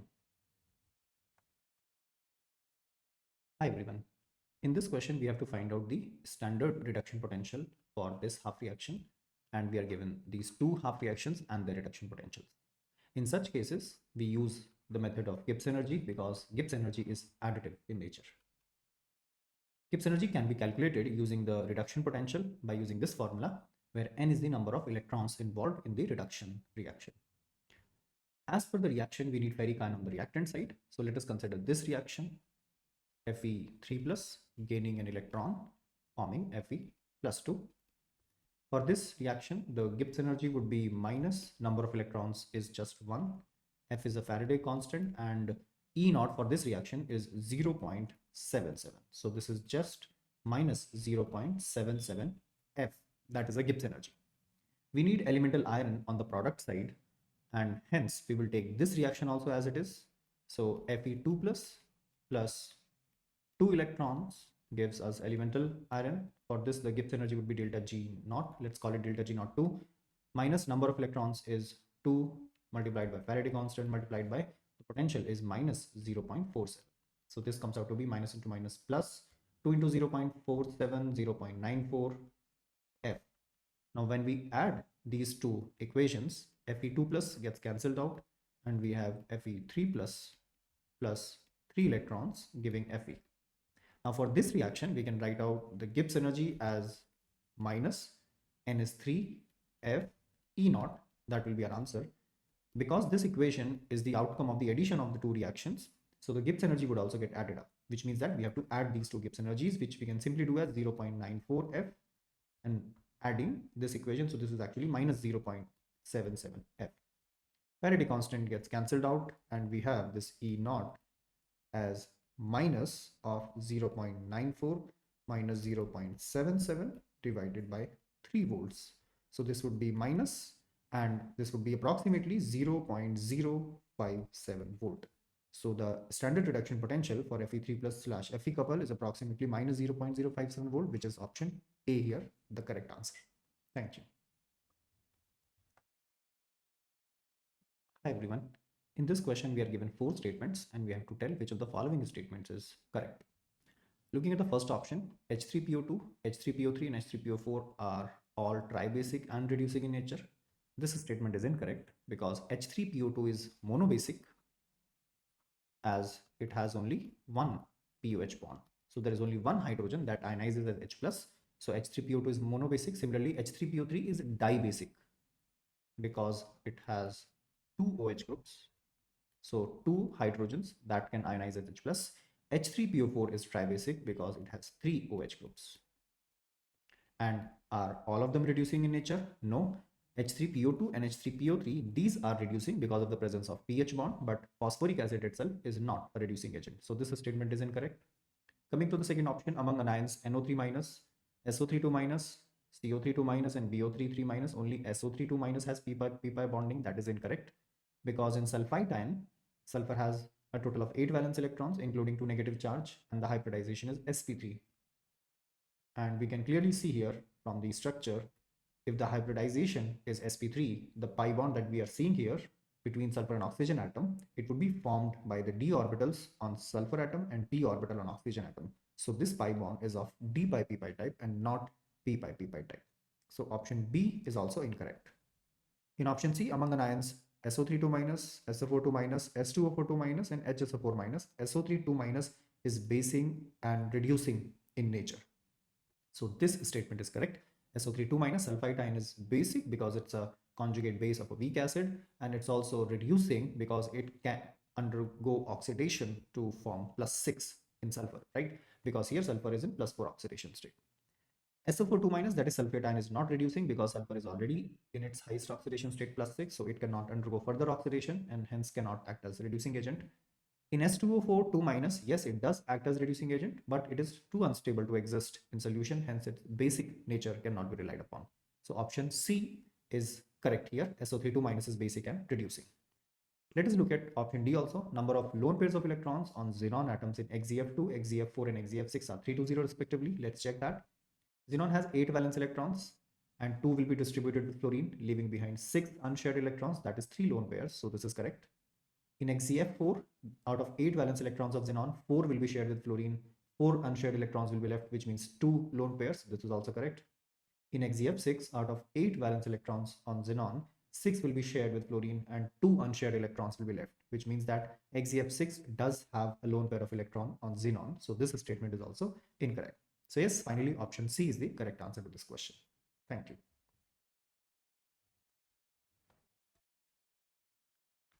Hi everyone. In this question, we have to tell the number of orbitals associated with the quantum numbers n is equal to 5, m is equal to plus. So the number of orbitals in a principal quantum shell is given by n square. So each shell has the number of orbitals given by n square, and because the principal quantum number n is 5 here, so we are looking at 5 square, that is 25 atomic orbitals.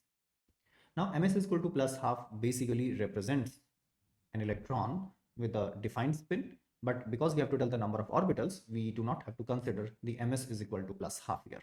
Because ms is equal to plus half, this value does not tell the orbital, this value tells about an electron. So the answer to this question is very simple. The quantum shell is fifth, so the number of orbitals would be 5 square, which is 25. Option C is the correct answer to this question. Thank you.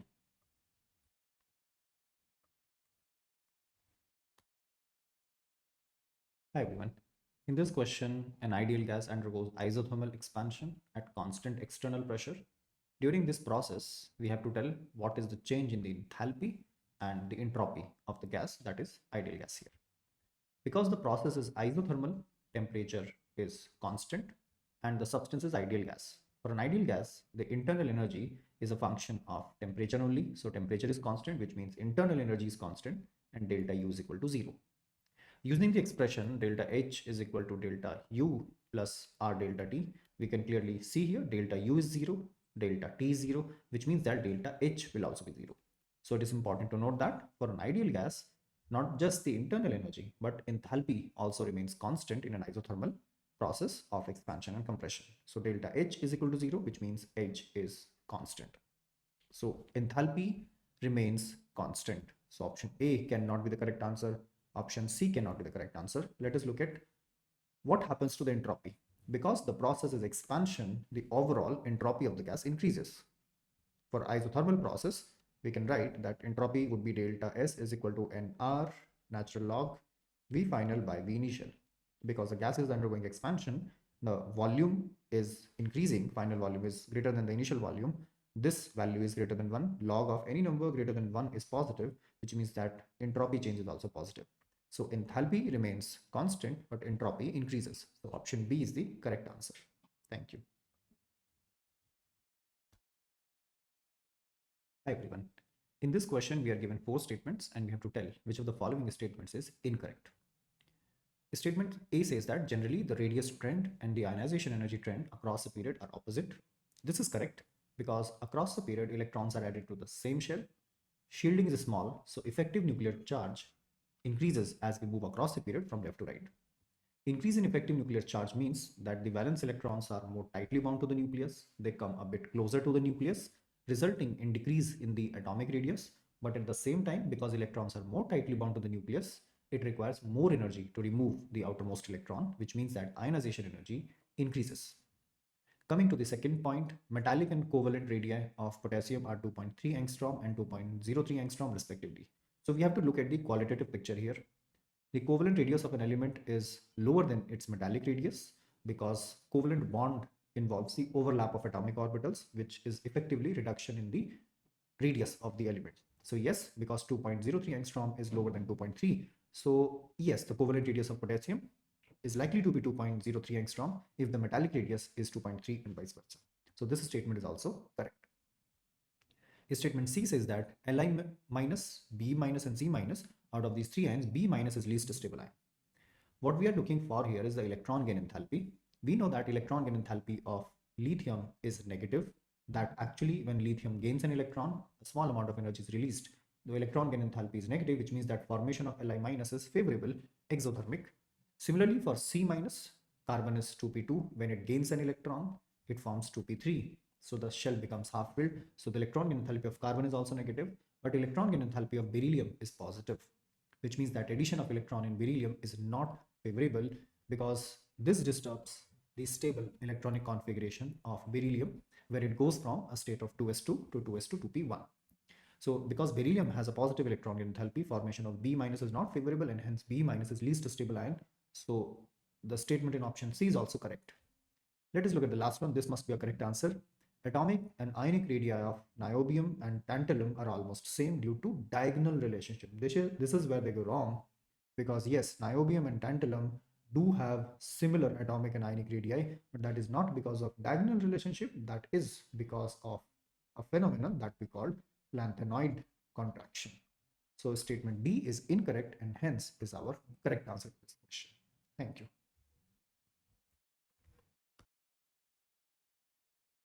Hi everyone. In this question, we have to tell basically what is epimerization. The process of epimerization involves change of configuration, addition of one more carbon, substitution of a carbon, or conversion of CHO to CO. So the correct answer here would be option A, change of configuration, because the process of epimerization involves the change of one of the chiral carbons in a molecule. For example, let us look at the structure of D-glucose, which has 4 chiral carbon atoms, as seen in the Fischer projection of this molecule. So this molecule is D-glucose. So if, let's say, the configuration at C2, the second carbon, which is the first chiral carbon here, if it changes, then we get this molecule, OH, OH.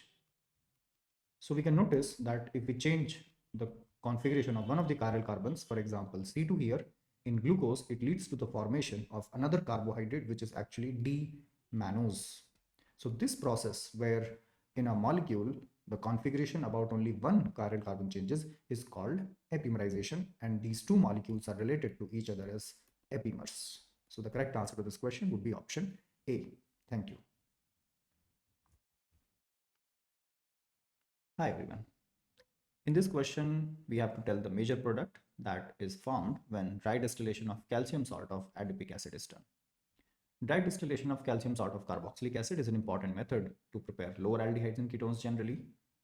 Here, adipic acid is a dicarboxylic acid containing 6 carbon atoms. So basically, this is CH2, 4 methylene groups, and 2 carboxylic groups at C1 and C6. So this is our adipic acid. When this is reacted with, for example, calcium oxide or calcium hydroxide, we get a calcium salt, which for the sake of simplicity can be, like represented like this.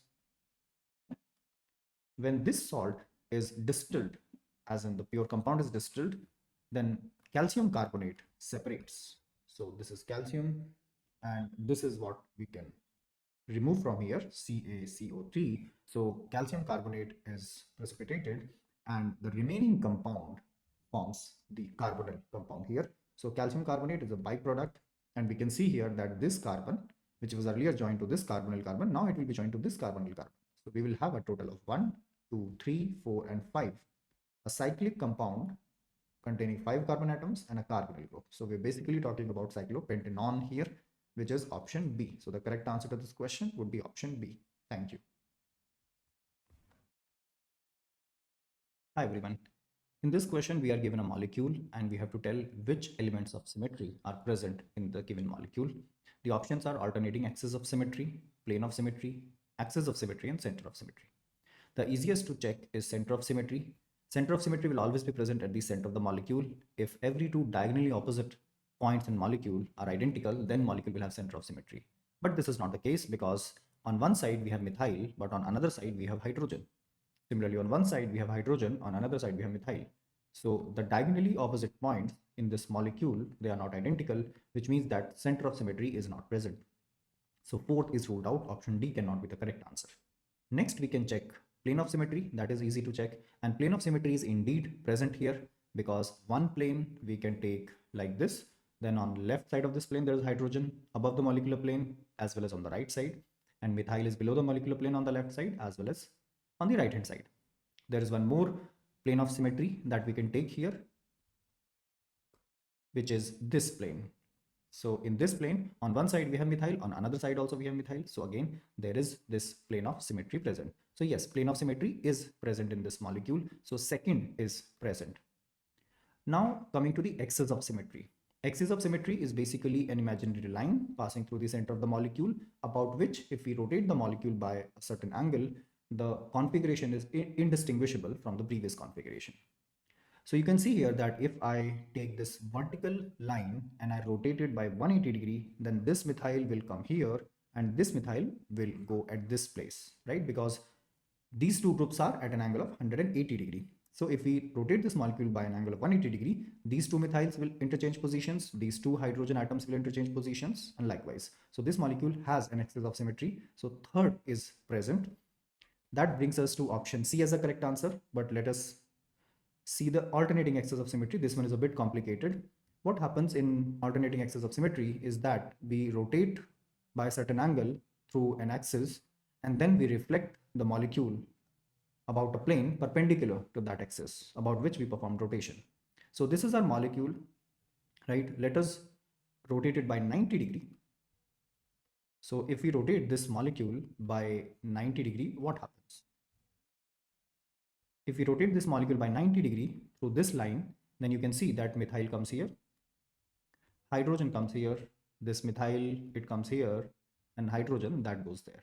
Similarly, this hydrogen comes here, this methyl comes here, and this hydrogen comes there, and this methyl goes there.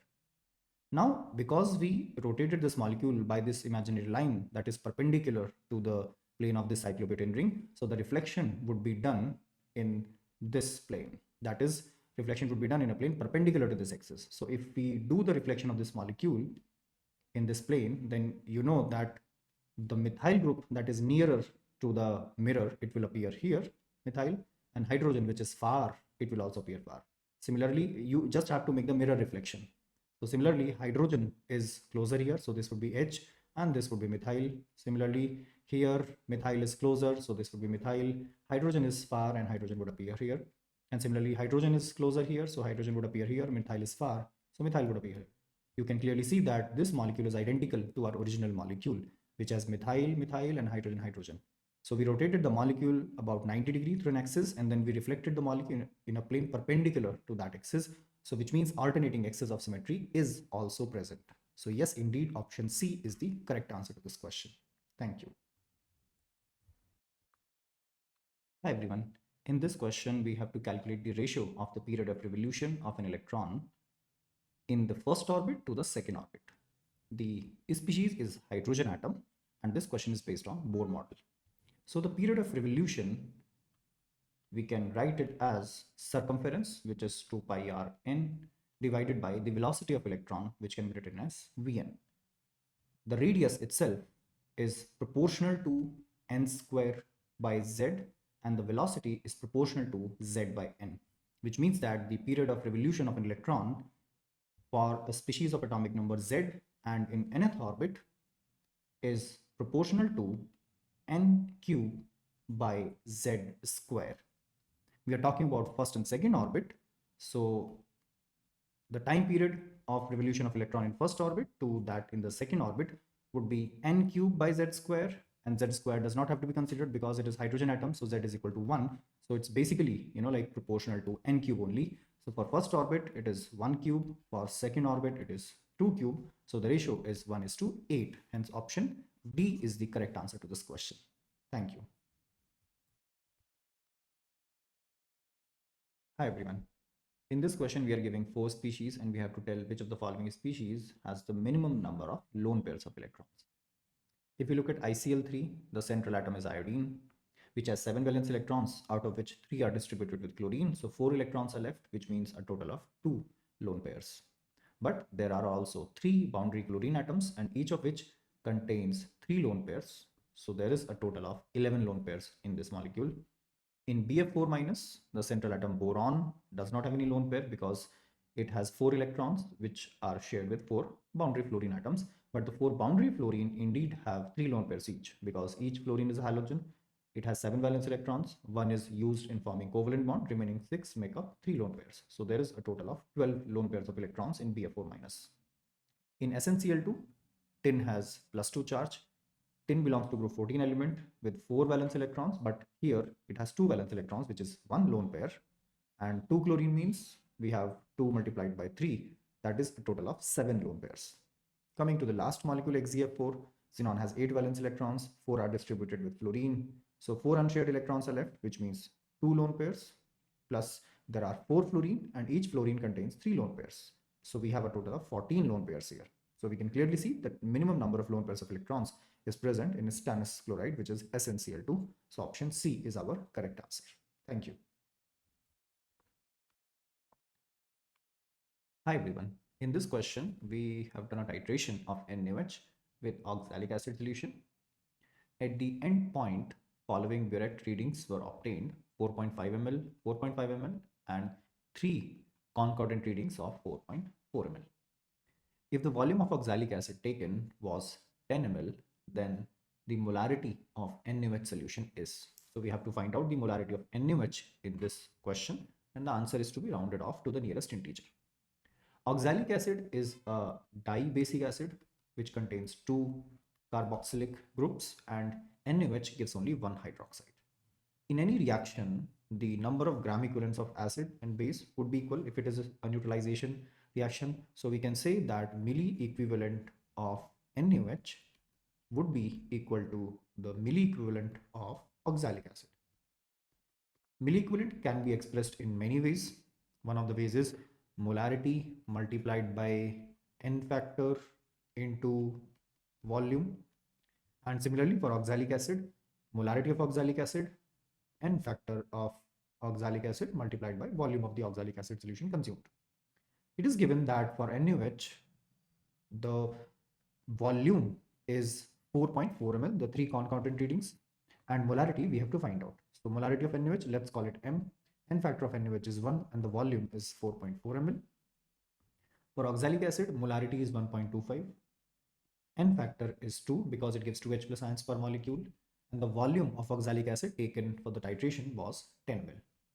So this comes out to be M is equal to 25 divided by 4.4, which approximately would be, in terms of the integer answer, 6 molar. So the correct answer to this question would be 6.00. Thank you. Hi everyone. In this reaction, we have to find out how many substitution and elimination products are expected without ring expansion. The given molecule is a primary haloalkane. It is cyclobutyl methyl bromide, and we are heating this molecule in the presence of methanol. So the molecule is a primary haloalkane, but the reagent with which we are heating our molecule is methanol, which is a polar protic solvent as well as a weak nucleophile. So what are the possibilities for the substitution and elimination products possible here? This reaction would be either SN1 if it is substitution, or if it is elimination, then it would be even. But remember, we do not have to consider ring expansion. We can consider hydride shift although. So if this bond breaks heterolytically, the first carbocation that is formed is this one, right? Cyclobutyl methyl cation. If the reaction is SN1 and methanol attacks as a nucleophile, we are going to get an ether. So this is CH2 OCH3. Alternatively, this molecule can also undergo beta elimination. So this being the alpha position, this being the beta position, we can also give this H plus to get this alkene. However, there is also possibility of hydride shift here. If hydride shift occurs from this carbon to the carbon bearing the positive charge, then we get this tertiary carbocation, and now it can react with methanol, where methanol acts as a nucleophile, and we get an ether as a product, which would be this one. Or once again, this carbocation can lose a beta hydrogen to give an alkene.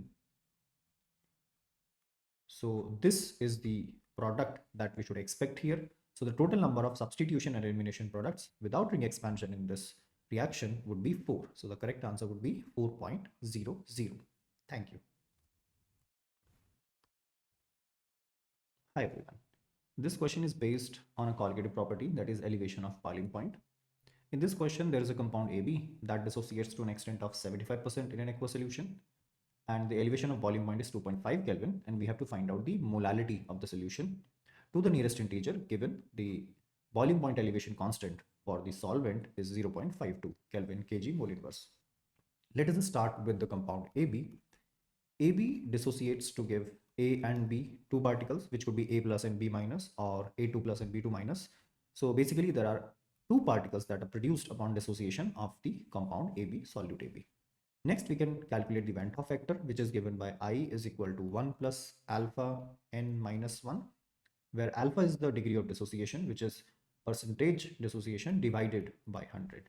So the Van 't Hoff factor is 1 plus alpha is 0.75, and the solute produces two particles upon dissociation, 2 minus 1. So Van 't Hoff factor comes out to be 1.75. Now for this colligative property, elevation and boiling point, we can write that delta TB is equal to I kbm. The elevation and boiling point delta TB is given to be 2.5. The Van 't Hoff factor we have calculated to be 1.75.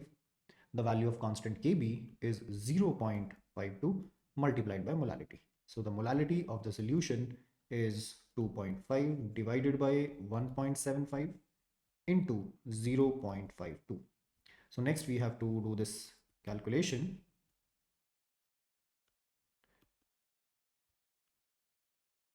which is basically molality is 1000 divided by this 364, and in terms of integer this would be approximately 3. So the molality of the solution to the nearest integer would be 3.00. That would be the correct answer to this question. Thank you. Hi everyone. In this reaction sequence, the compound acetylene is first passed over red hot iron tube at 873 Kelvin, and the product so formed is then treated with carbon monoxide and HCl in presence of AlCl3. Then in the final product, we have to tell how many sp2 hybridized carbon atoms are present. So the reaction of acetylene when it is passed over red hot iron tube is an example of aromatization reaction. This is also an example of pericyclic reaction. So we can write the three molecules of acetylene like this, and via the cyclic movement of electrons, where one pi electron pair from each acetylene is converted into a sigma electron pair. So over this reaction that leads to the formation of benzene, we get our first product, which has 6 sp2 hybridized carbon atoms, because each carbon of benzene is sp2 hybridized, has a planar geometry. Then when we react this with carbon monoxide and HCl in the presence of AlCl3, this is a very popular reaction which we call Gattermann-Koch reaction, which is an example of formylation reaction. In this reaction, carbon monoxide and HCl react together in situ in the reaction mixture, and they form formyl chloride, which then supplies the electrophile CHO that attacks on the phenyl ring, benzene ring, and the final product is this aromatic aldehyde, that is benzaldehyde. So this is the final product we are looking for, and we can see that there are 7 carbon atoms, 6 that are part of benzene ring, and 7th carbon is carbonyl carbon. All of these carbon atoms are forming 1 pi bond each, which means that each carbon is sp2 hybridized. So the total number of sp2 hybridized carbon atom would be 7. So the correct answer would be 7.00. Thank you. Hi everyone. In this question, we are given 100 ml of 80% weight by volume NaOH solution that is mixed with a certain amount of 40% weight by weight NaOH solution of density 1.2 gram per ml. When these two solutions are mixed, it is observed that the concentration of NaOH in the final solution is 60% weight by weight. And we have to find out the molarity of the final solution. So let us consider the first solution. The volume was 100 ml, and because it is 80% weight by volume NaOH, this would mean that in 100 ml of solution, the amount of NaOH would be 80 gram. Now the next solution is weight by weight. So let us say we took just V ml of solution, and the density of solution is 1.2 gram per ml. So from here we can calculate the mass of solution. Mass of solution would be volume into density. Density is 1.2 and volume is, let's say, just V. So the mass of solution is 1.2 V gram. The solution is 40% weight by weight, which means that the mass of NaOH in this would be 40% of this, which is 0.4 multiplied by 1.2 multiplied by V, which would be 0.48 V gram of NaOH. So now we can see here the total amount of NaOH is 80 plus 0.48 V gram, and the total volume of solution would be simply 100 plus V ml. Now, we also know that the concentration of NaOH in the final solution is 60% weight by volume, which means that W by V is 60. The total mass of NaOH is 80 plus 0.48 V, and the total volume of the solution would be 100 plus V. To calculate percentage, we have to multiply it by 100, and then this would be 0.6.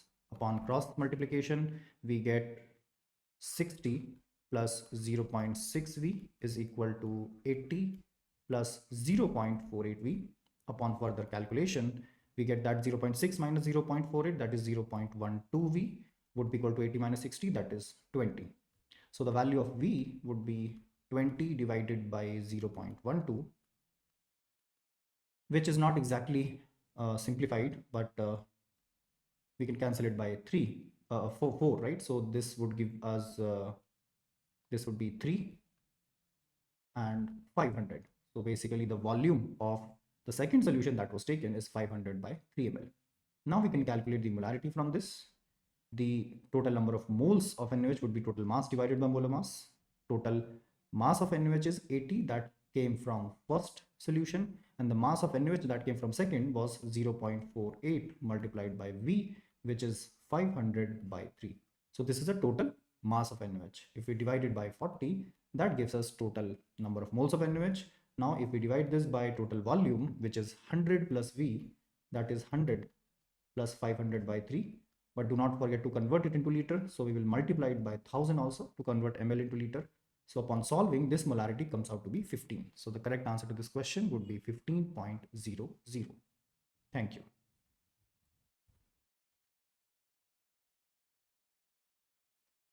Hi everyone, I am Feroz Khan, Master Teacher of Mathematics here at Vedantu. So in this video, we are going to discuss mathematics paper which was conducted very recently. So let's not waste the time and let's start the discussion without wasting time.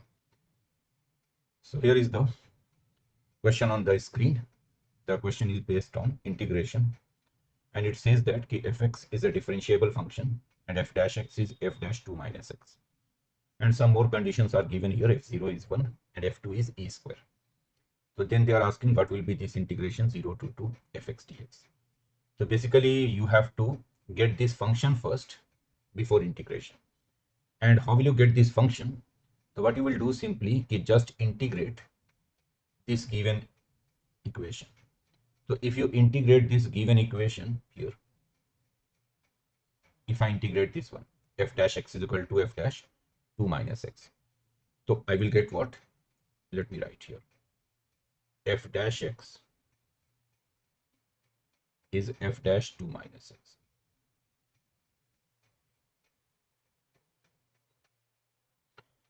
Now if I integrate it, let's integrate it.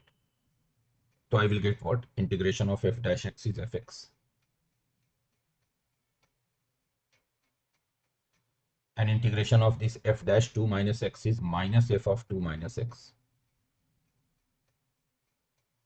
plus some constant c, right?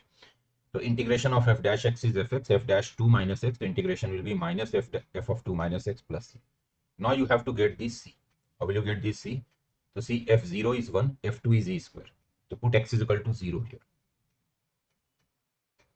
If you put x is equal to 0 here, the left side is f0,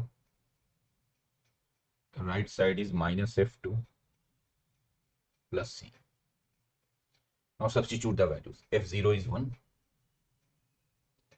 minus f2, f2 is e square plus c. So we got c from here. C is basically 1 plus e square. Now the function is known. Now in fact you know that fx plus f of 2 minus x is c. So what you will do, in fact from this expression you can say that from this one, you can say that from this one, fx plus f of 2 minus x is c here, and c is what? 1 plus e square. Now let's integrate. So your integration is I 0 to 2 fx dx. if I use King's property here, means if I replace x with 2 minus x, so it is 0 to 2 f of 2 minus x dx. Now just add these two, so you will get 2i is equal to 0 to 2 fx plus f of 2 minus x.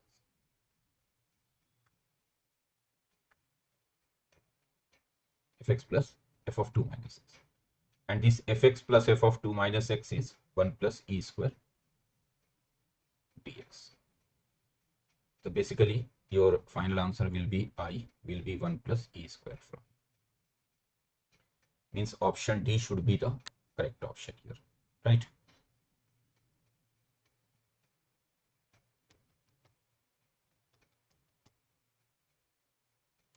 Let's solve this next question.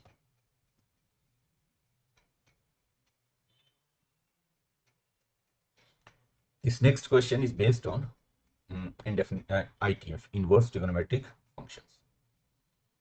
So basically you have to get the value of tan 1 by 4 sine inverse root 63 by 8. So what I will do here, let's substitute this sine inverse under root 63 by 8. Or let's substitute this 1 by 4 sine inverse under root 63 by 8 is theta. Suppose this 1 by 4 sine inverse root 63 by 8 is theta. So from here you will get sine 4 theta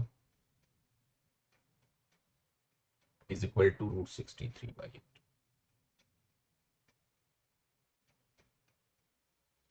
So sine 4 theta is root 63 by 8. Now if you form a right triangle here, let's form a right triangle here, taking 4 theta as an angle. The sine is perpendicular over hypotenuse. The perpendicular is root 63 here. Hypotenuse is 8. The base will be 1. So from here I can say that cos 4 theta is 1 by 8. Now let's find the value. Now you have to find the value of tan theta because you have taken this 1 by 4 sine inverse under root 63 by 8 as theta. And tan theta I can write as 1 minus cos 2 theta by sine 2 theta.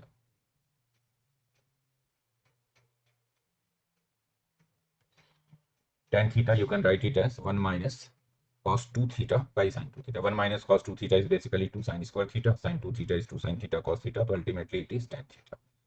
So now I have to get this sine 2 theta and cos 2 theta. How will you get this sine 2 theta and cos 2 theta? So see, sine 4 theta is under root 63 by 8. So from here you can find sine 2 theta and cos 2 theta. Let's see how. So basically I can write this cos 4 theta as, I can write this cos 4 theta as 1 minus 2 sine square 2 theta. 1 by 8. Cos 4 theta is 1 minus 2 sine square 2 theta. So this gives you sine square 2 theta is equal to 1 minus 1 by 8, 7 by 8. So basically it is 7 by 16. So sine 2 theta will be root 7 by 16. And of course you will take only root 7 theta, sine 2 theta will be root 7 by 4, not 16.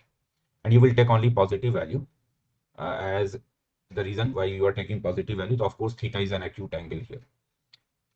Sine inverse of positive number is always an acute angle. So therefore theta is an acute angle. Sine 2 theta will be, in fact, sine in fact 4 theta is an acute angle here.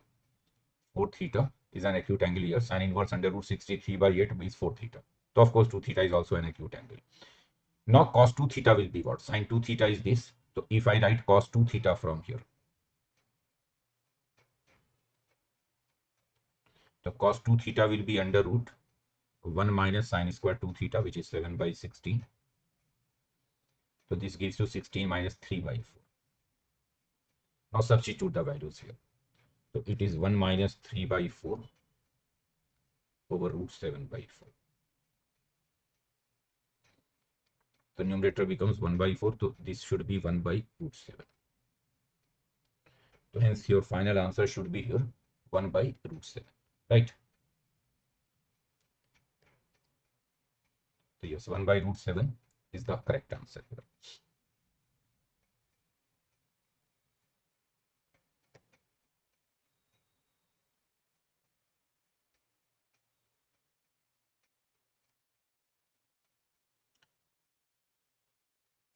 Let's see this question now. So what they are saying, ABC are in AP. Centroid of a triangle with vertices A, comma C, 2, comma B and A, comma B are given to you. Alpha, beta are the roots of this quadratic. Then you have to get alpha square plus beta square minus alpha beta. So let's use the given informations one by one. The first information says ABC are in AP. So I can write A plus C is equal to 2B. ABC are in AP means A plus C is 2B here. Then let's write the centroid of the triangle. So centroid of the triangle will be what? A plus 2 plus A over 3. X coordinate, Y coordinate is C plus B over 3. And this centroid is already given to you, 10 by 3 comma 7 by 3. If I solve this one, so I will get what? I will get 2A plus 2 is equal to 10 by equating the X coordinate. 2A plus 2 is 10. 2A is 8, means A is 4. So you got A. Now if I equate Y coordinate, so I can write 2B plus C is equal to 7. 2B plus C is equal to 7.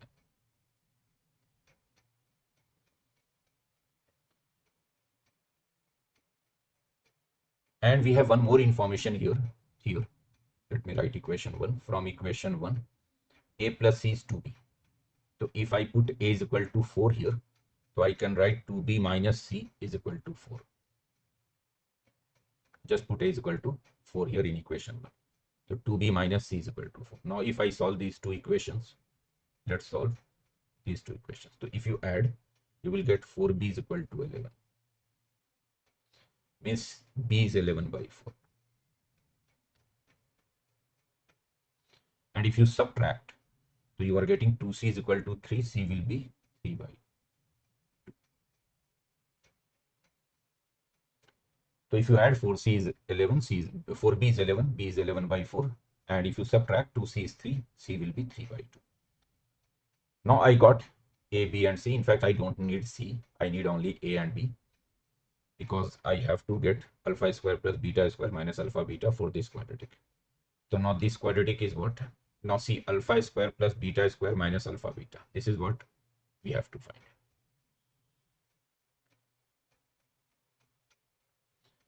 And this alpha square plus beta square, I can write it as alpha plus beta whole square minus 2 alpha beta. And one more minus alpha beta is already there. So minus 3 alpha beta.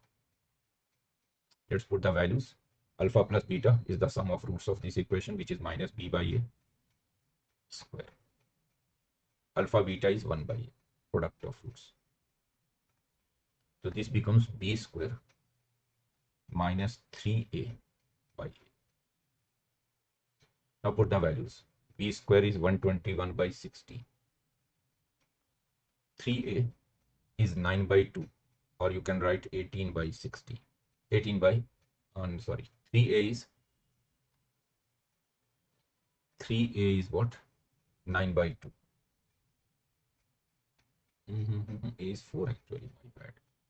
I was looking at C. So B square is correct, 121 by 16. And then 3a. So 3a is 12 divided by a, which is 4. So it is 121 minus 16 into 12. So 192 by 64. So it is minus by 116 into 4, yes, 64.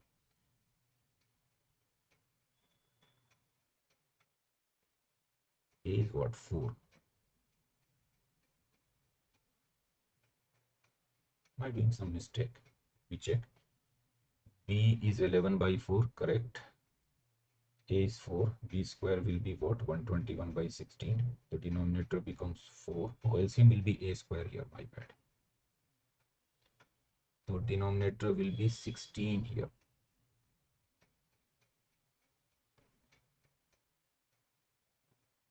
So it is 256 here. Now 192 minus 121, so that should be 71 by 256. So that means the option A should be the correct option here, right? Let's check. Yes, option A is the correct option.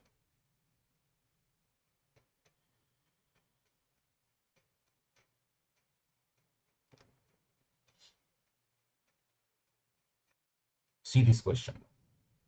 This question is based on binomial and very frequent type of question. This type of question is asked very frequently in JEE Mains.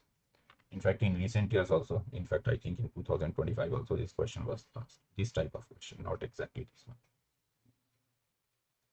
So they are saying that the coefficients of 3 successive terms in this binomial expansion are in the ratio 1:7:42. So what will be the first of these terms? So let's say first of these term is rth term, means the coefficients of rth, r plus 1th and r plus 2th are in the ratio 1:7:42. So the coefficient of rth term in this expansion is NCr minus 1, which is 1. The coefficient of r plus 1th term is NCr plus 1, which is 7. And coefficient of r plus 2th term is rth NCr minus 1. R plus 1th will be NCr, and r plus 2th will be NCr plus 1. This is 14.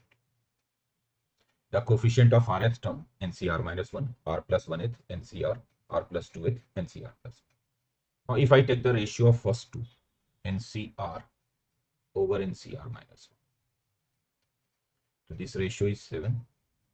And there is a direct formula to find this ratio NCr over NCr minus 1. It is basically n minus r plus 1 over r. Very important formula. 7. Now if you simplify it, so you are getting n is equal to 8r minus 1. Suppose it number. Similarly, if I take the ratio of last two, NCr plus 1 over NCr. If I take the ratio of last two, NCr plus 1 over NCr, so that will be 42 by 7. Now use the same formula, n minus r plus 1 over r. This is the ratio of NCr over NCr minus 1. Here you are taking the ratio of NCr plus 1 over NCr. To use the same formula, only r will be replaced with r plus 1. So this will be n minus r plus 1, then plus 1 over r plus 1. And this is 6. If you solve this, you will get n is equal to 7r plus 6. Suppose it number 2. Now just equate these two values of r, these two values of n. So if you equate equation 1 and 2, so you are getting 8r minus 1, 7r plus 6. Means r is equal to what? R is equal to 7. So 7 is the right answer here. Means the first of these term is the 7th term. Right?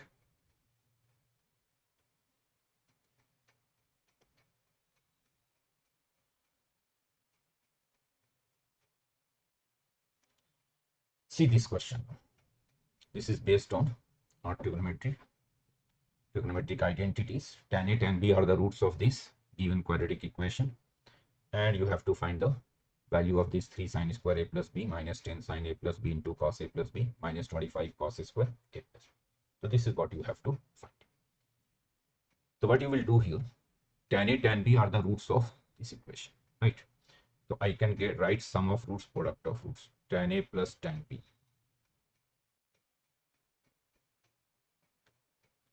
Sum of roots, that will be 10 by 3. Tan A into tan B. product of roots. That will be minus 25 by 3. Sum of roots 10 by 3, product of roots minus 20. So now I can get tan of a plus b using identity. Tan of a plus b is tan a plus tan b, which is 10 by 3 over 1 minus tan a tan b, so 1 plus 25 by 3. I'm using compound angle formula, tan of a plus b, tan a plus tan b over 1 minus tan a tan b. So it is 10 over 28, means 5 over 40. So this is tan of a plus b. Now let's find the value of the given expression, this given expression. So in the given expression, if I take cos square a plus b common, if I take cos square a plus b common, so basically you are dividing the whole expression by cos square a plus b. So it will become 3 tan square a plus b minus 10 tan a plus b minus 25. Now this cos square a plus b, in fact, if I've taken cos square a plus b common, so it becomes 3 tan square, here 10 tan minus 25. Now how will you get this cos square a plus b? So see cos square a plus b, let me write here. I can write this cos square a plus b as cos square a plus b. It is what? It is 1 by secant square a plus b.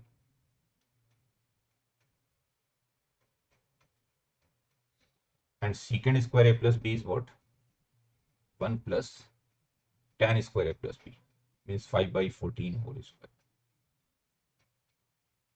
Now just substitute every value here, means you will substitute cos square a plus b as this. Basically cos square a plus b is what? 196 over 196 plus 25, which is 221. So this cos square a plus b is 196 over 221. Then 3 tan square a plus b, which is 25 by 196, minus 10 tan a plus b. Tan a plus b is 5 by 14, minus 25.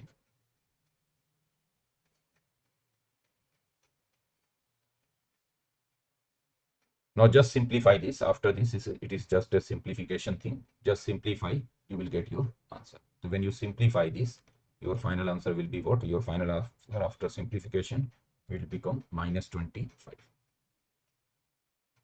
So after simplification, it comes out to be minus 25. Just simplify it carefully.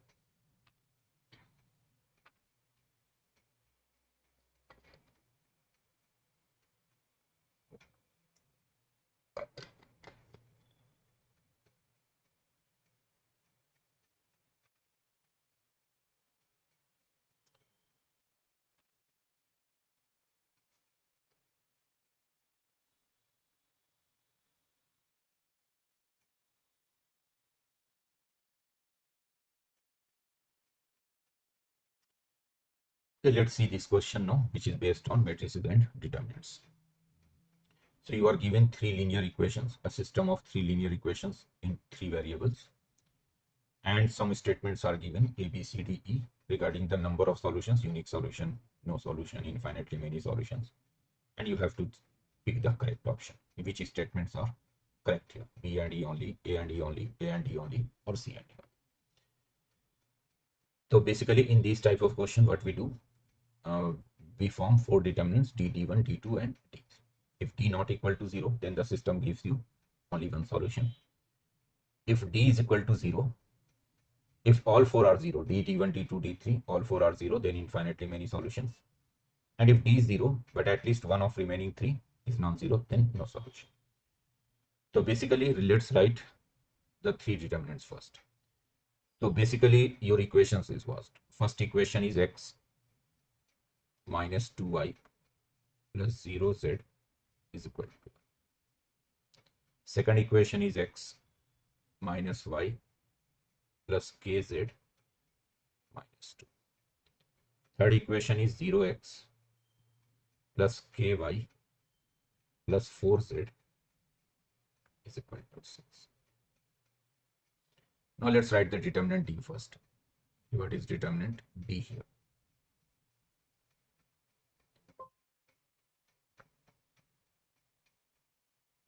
The determinant first column 1, 1, 0. Second column minus 2, minus 1,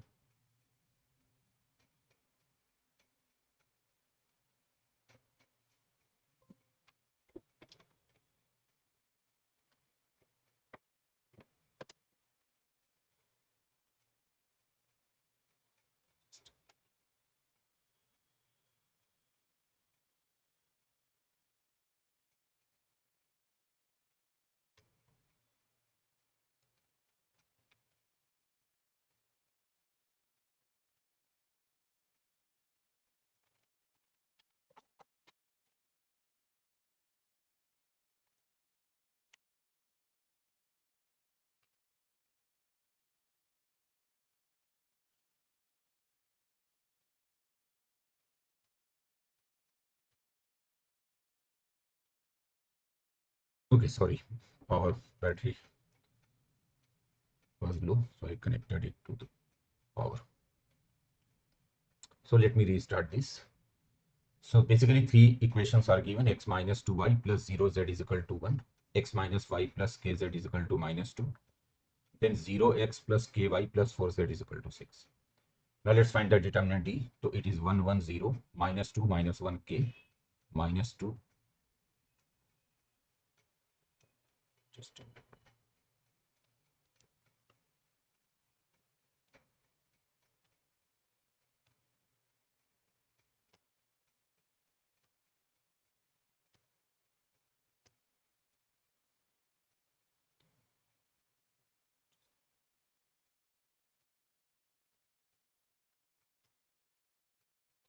minus 2, minus 1 and k, minus 2, minus 1 and k, then 0, k and 4. First column 1, 1, 0, second column minus 2, minus 1 k, 0, k, 4. Let's not waste the time. If you expand this determinant, you are going to get k square minus 4. So when you expand this determinant, in fact it is 4 minus k square. So if you expand this determinant, it is 4 minus k square. So obviously for unique solution,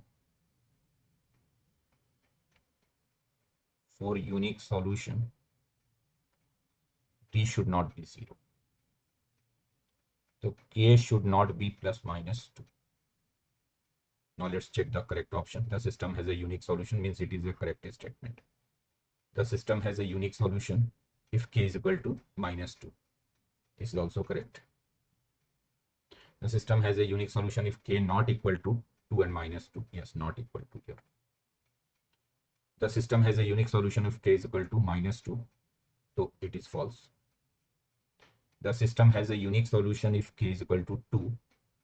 The system has a unique solution if k is equal to 2. So of course not. K not equal to 2. Then the system has a unique solution. So this is also false. Now let's check D1 determinant.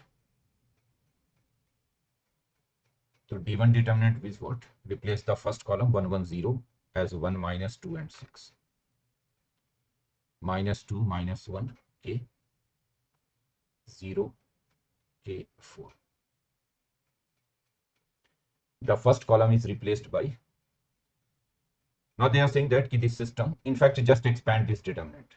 No need to do anything, just expand this determinant. So then you will see that this D1 comes out to be minus k plus 10, k plus 2. So when you expand this determinant, this D1 comes out to be minus k plus 10, k plus 2. Let me recheck once again. In fact, I'm not wasting my time here. You can expand the determinant, but yes, it is minus k plus 10, k plus 2. Now you can see that if I check if I take d1, if I take k is equal to 2, so then obviously this d1 is not equal to 0. So if I take k is equal to 2, then d is 0, but d1 is not 0. That means for k is equal to 2, the system has no solution. So this option is also correct. And for infinitely many solutions, all the 4 determinants should be 0. For infinitely many solutions, all 4 determinants will be 0. d1, d2, d3, d4. All should be 0. But they are saying that this system has infinite number of solutions if k not equal to -2. So we have already showed that if k not equal to -2, then you will get a unique solution, not infinitely many solutions. So this option is also, means only A and D are true here. A and D are true means the C option is correct here.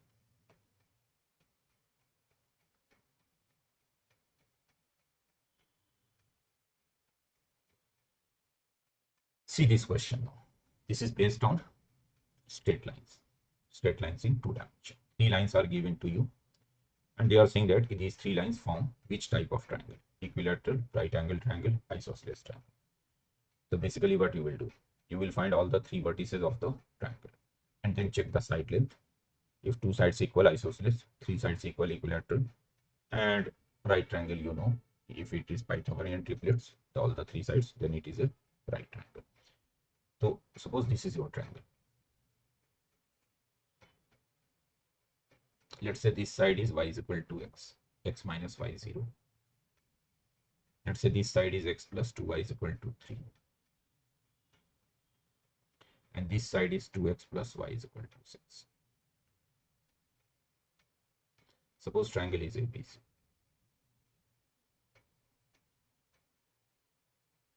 Triangle is ABC. So first get all the 3 vertices. If I solve AB and AC, equations of AB and AC, so y is equal to x, put y is equal to x here. So this point is 1, 1. Then solve AB and BC, put y is equal to x here, so it is 2, 2. And then solve these two, x plus 2y is equal to 3 and 2x plus y is equal to 6. So let's not waste the time. You know how to solve 2 linear equations. So if you solve these two, AC and BC, so you will get it as 3, 0. So this third vertex is 3, 0. Check. Yes, 3, 0 satisfies this 3, 0. Now let's find the side length. If I find side length AB, so this is what? Under root 2 minus 1, 2 minus 1, root 2. If I find side length BC, so it is 3 minus 2, so root 5. 3 minus 2 and 2 minus 6. If I find side length AC, AC is what? 3 minus 1, 4, so root 5 again. The means it is an isosceles triangle. Of course, it is not equilateral, neither it is a right triangle. So basically, it is an isosceles triangle.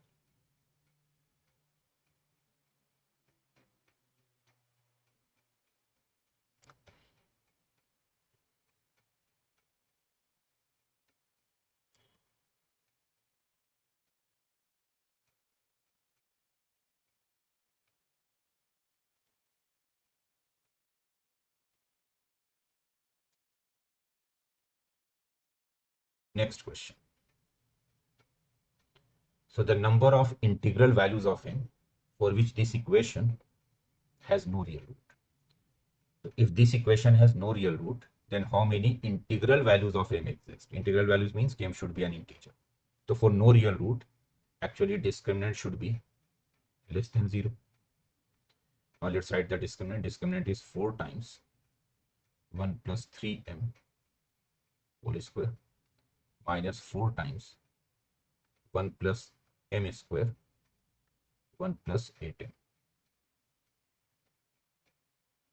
4 disappears. Now if I expand here, it is 1 plus 6m plus 9m square. And if I multiply these two brackets, so I will get 1 plus 8m plus m square plus 8m cube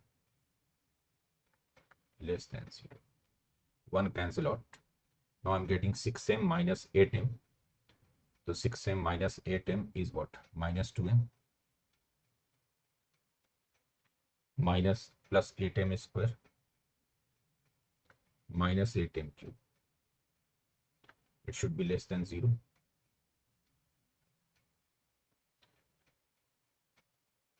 Now if I take minus 2m common here, so it is 1 minus 4m plus 4m square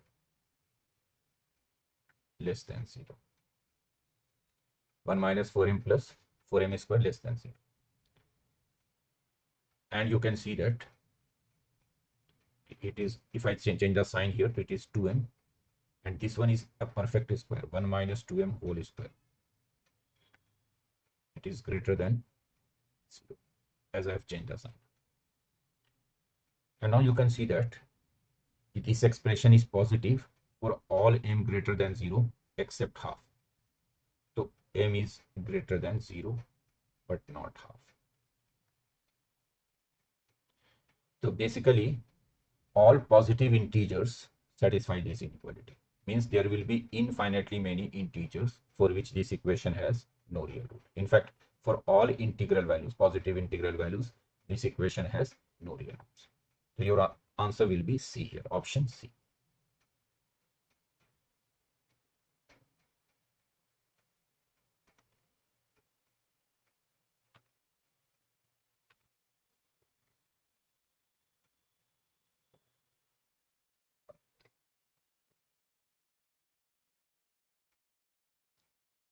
See this question. This question is based on PNC, permutations and combinations.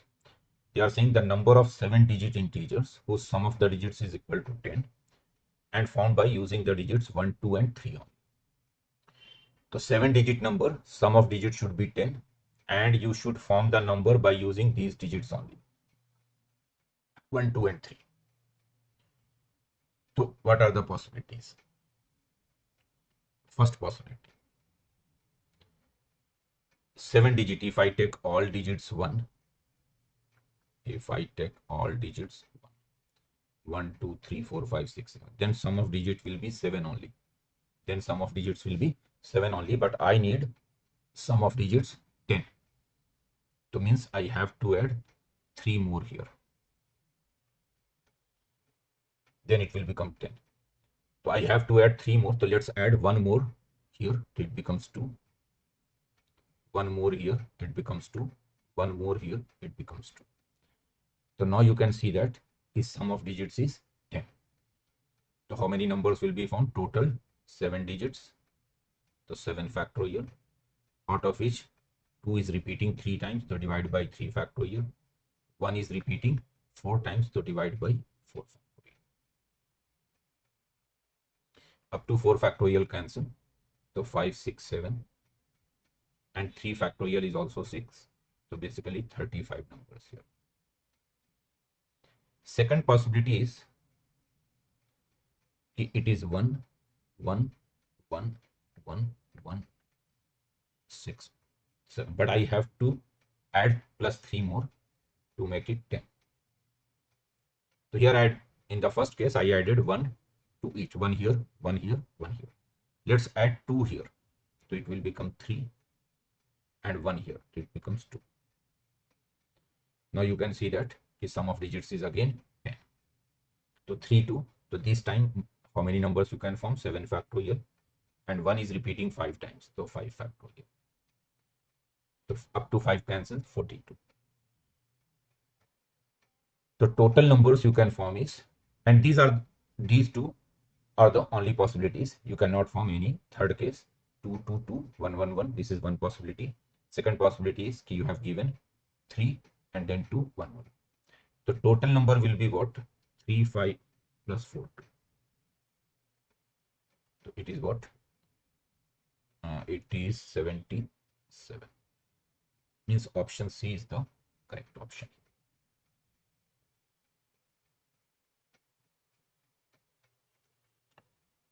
Let's see the next question. It is based on 3 dimension. 4 given points and they are coplanar points, then sum of possible values of lambda. So let's say these 4 given points are A, B, C, D. Let's say this first point is A, second point is let's say B, third point is let's say C, fourth point is let's say D, fourth point. And if these 4 points are coplanar, so if I form 3 vectors out of these 4 points, means let's form A, B, B, C, C, D, or A, B, B, C, A, D, anything, any 3 vectors involving these 4 points. So then those 3 vectors should be coplanar. Means their STP should be 0. Means the determinant formed by their coefficient should be 0. So let's find vector AB first. AB vector is what? B minus A. B minus A means 6, 0, minus 30. Just subtract B minus A, so 7 minus 1, 6, 5 minus 5, 0, 5 minus 35. Let's write BC vector.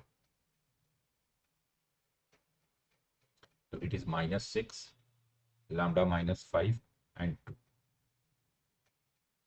1 minus 7, lambda minus 5, 7 minus 5. Then let's find CD vector.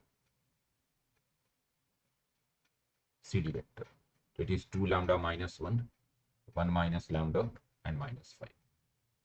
And if 3 vectors are coplanar, so if I form this determinant 6, 0, minus 30, minus 6 lambda minus 5, 2, 2 lambda minus 1, 1 minus lambda, and minus 5. So this determinant should be 0. Now no need to do anything, just expand this determinant, you will get a quadratic equation. And since they are asking sum of all values of lambda, so basically you have to give the sum of roots of the quadratic. So when you expand, you are getting this quadratic here. And of course, sum of roots of this quadratic is minus b by a, 528 by 60. So sum of roots will be 528 by 60, which can also be written as 44 by 5. So means which option is correct here? 44 by 5 is correct option here. Means option A. Right? Next question.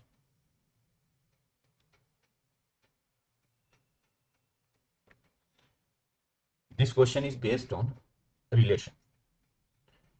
So R is the relation containing 2 points P and Q, and both these points are at the same distance from the origin. So what will be the equivalence class of the point 1 comma minus? Equivalence class of 1 comma minus 1 means the set of all those points which are related to 1 comma minus 1. So you can see that if P comma Q belongs to R, P comma Q belongs to R, this implies OP is equal to OQ. Both are equidistant from the origin. So let's say equivalence class of 1, let's say 1 comma minus 1 is related with X comma Y. Let's say 1 comma minus 1 is related with X comma Y. So the set of all the possible values of this X comma Y is your equivalence class. Means the set containing all possible X, Y. So if 1 comma minus 1 is related with X comma Y, so that means the origin is equidistant from 1 comma minus 1 and X comma Y. So the distance of origin from 1 comma minus 1 is under root 1 plus 1. And the distance of origin from under root X from XY is under root X square plus Y square. So this gives you X square plus Y square is equal to 2. So hence X comma Y must satisfy this equation.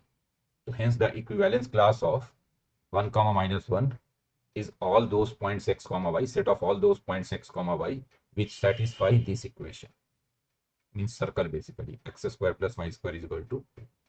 So you can say that the equivalence class of 1 comma minus 1 is the circle X square plus Y square is equal to 2. Circle means all the points on the circle.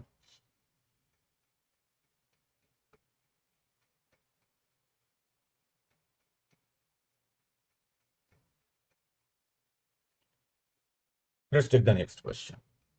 In a geometric series, the sum of the second and the sixth term is 25 by 2. And the sum of the third and fifth term is 25. Then what will be the sum of fourth, sixth, and eighth term? Okay. The sum of the second and sixth term. Second term is what? AR. Sixth term is what? AR5. This is what? 25 by 8. If you take AR common here, so it is 1 plus R raised to 4. 25 by 2. Suppose it number 1. Then they are saying if I take the product of the third, which is AR square, fifth, which is AR4. So this is 25. And it is what? A square R6. So AR cube whole square. 25. So AR cube will be 5. Number 2. Why you have taken only positive value of AR cube? Because it is an increasing GP. So all terms will be positive only. So AR cube is 5. Now, if I take the ratio of 1 and 2, means divide the first one, AR1 plus R raised to 4, by the second one, AR cube. So this ratio is what? 25 by 2 whole divided by 5. A cancel, R cancel, so it is 1 plus R4 by R square. 5 by 2. If you solve this, you will get R square is equal to 2. In fact, you will get two values of R. R square will be either 2 or half. But half will be rejected because it is an increasing GP. The common ratio must be greater than 1. So half will be rejected. R square is 2. Now they are asking what? They are asking sum of 4th, 6th and 8th term. The 4th term is what? 4th term is AR cube. 6th term is what? AR5. 8th term is what? AR7. AR cube is 5 from equation 1. So AR cube is 5. And I take AR5 common from next two. So it is 1 plus R square. Now it is 5. AR5 can be written as AR cube into R square. And then 1 plus R square. Put the values. 5. AR cube is 5. R square is 2. 1 plus R square is 3. So it is 35. So D option is correct option here. Right?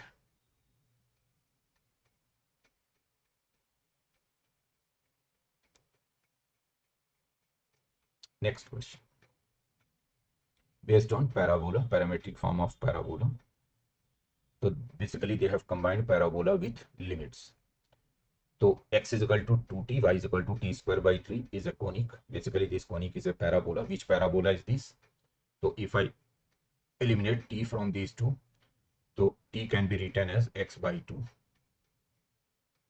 and 3y can be written as t square. T square means x square by 4. So basically this parabola is x square is equal to 12y. X square is equal to 12y.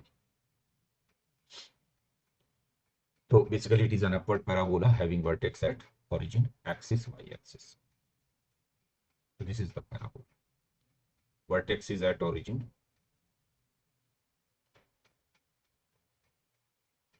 Axis is y-axis. Now what they have given, if B is any point on the axis of the conic. So we have taken any point B here in the axis. A is the point 2t comma t square by 3. So let's say I have a point A here. And basically t is approaching to 1. So I can straight away put t is equal to 1 here. So A point is basically 2 comma 1 by 3. Can straight away say. Because t is approaching to 1. So A point will be basically 2 comma 1 by 3. And S is the focus of this parabola. Obviously focus of this parabola is x square is equal to 4ay, 4a is 12, a is 3. The focus will be 0 comma a, means 0 comma 3 is the focus. Now you are forming a triangle SAB, this triangle SAB. So you have to get the, and this triangle is basically a right triangle. SA is perpendicular to BA. Here we have right angle. At A, it is right angle. SA is perpendicular to BA. So let's find B point first. So obviously B point is on the axis of the parabola. So let's take it as 0, alpha. So slope of SA multiplied with slope of SA multiplied with slope of AB.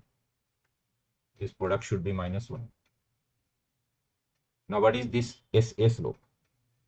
SA slope is 1 by 3 minus 3 over 2 minus 0. 1 by 3 minus 3, 2 minus 0. Now let's write AB slope here. So it is 1 by 3 minus alpha over 2 minus 0. This product is -1.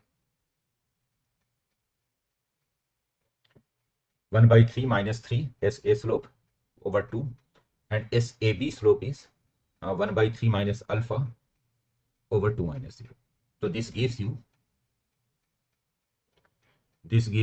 minus 1 by 3 minus 3, 1 by 3 minus alpha. So basically this becomes -8 by 3 into 1 minus 3 alpha by 3 minus 4. Now this gives you, in fact, -4 and -8 cancel. So this gives you 2 by 9 into 1 minus 3 alpha.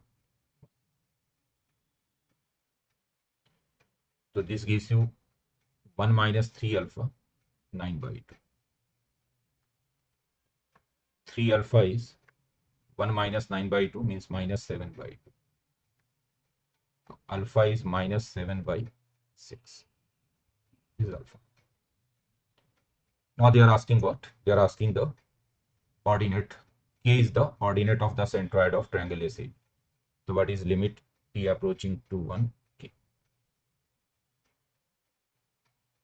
So I have already applied t approaching to 1, because when t is approaching to 1, A point becomes 2, 1 by 3. So limit is already applied. So you just have to find the y coordinate of triangle SAB. So y coordinate of triangle SAB is what? 1 by 3 plus 3 plus alpha by 3. 1 by 3 plus 3 is 10 by 3.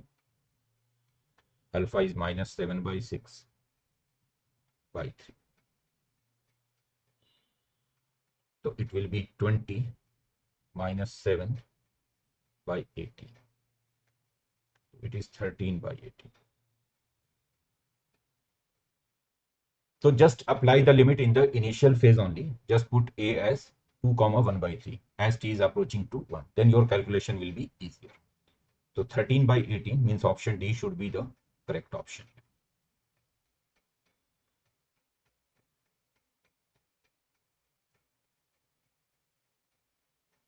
Next question is based on 3 dimension.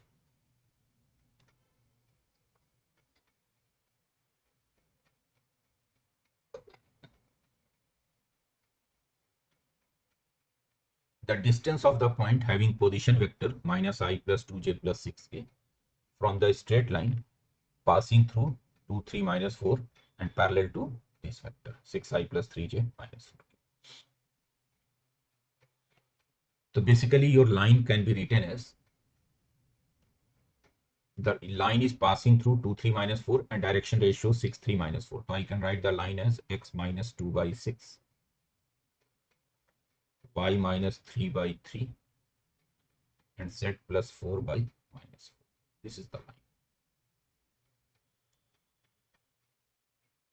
X minus 2 by 6, y minus 3 by 3, z plus 4 by -4. Now what you are doing, on this line,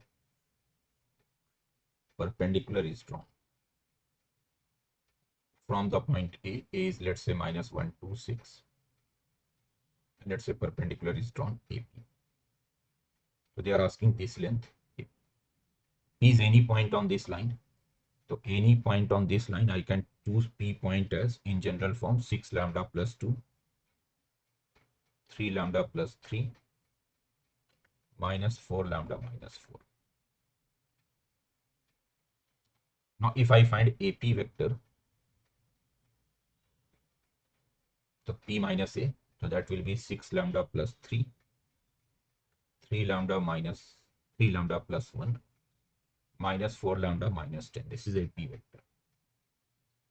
And the direction ratios of the line, or you can say the vector along this line, is 6i plus 3j minus 4k. The vector along this line is 6i plus 3j minus 4k. So therefore AP dot this vector 6i plus 3j minus 4k, it should be 0. Take the dot product. So 6 into this, so 36 lambda plus 18. Then 9 lambda plus 3. Then 16 lambda plus 40. This should be 0. So 36 and 9, 45, 36 and 9, 45 and 16, 61 lambda. 18 and 3, yeah, 61 again. So lambda is minus 1. Means you got your point P. Your point P is what? Lambda is minus 1. So minus 6 plus 2, minus 4. Minus 3 plus 3, 0. 4 minus 4, 0. So P point is minus 4, 0, 0. Now you can find AP distance. AP distance is what? Minus 1 plus 4 whole square, so which is 9. 2 minus 0, 4. 6 minus 0, 36. So basically it is 7. So the distance of the point from this line is actually 7.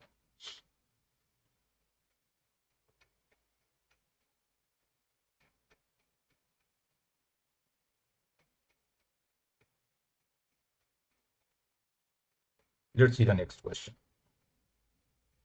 Again, question based on limits. Limit h approaching to 0, 2 times this limit. So basically, you can see that when h approaches to 0, so this quantity, this expression, this bracket is basically root 3. Cos 0 is 1, sin 0 is 0. So I can directly write this one as root 3. We have one more root 3 here. So root 3 into root 3, 3. So I can write this limit as limit h approaching to 0 to this root 3, and this bracket becomes root 3 when h approaches to 0. So 2 by 3. And now I have sine pi by 6 plus h minus cos pi by 6 plus h over h.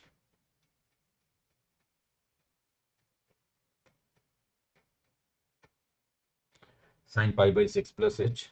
In fact, one more root, it is root 3 sine pi by 6 plus h here. Root 3 sine pi by 6 plus h minus cos pi by 6 plus h over h. And you can check that when I put h is equal to 0 here, so it becomes 0 by 0. So I can use L'Hopital rule here. So just use L'Hopital rule. So it is limit h approaching to 0, 2 by 3. Just use L'Hopital rule, differentiate. So it is root 3 cos pi by 6 plus h plus sine pi by 6 plus h, and denominator is 1. Now put h is equal to 0. So it is 2 by 3. H 0 cos pi by 6 is root 3 by 2. So root 3 into root 3 by 2.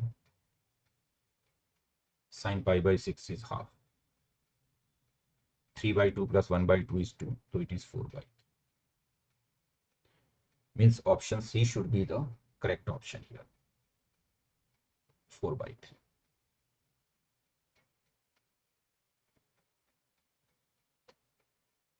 Next question is from applications of derivative.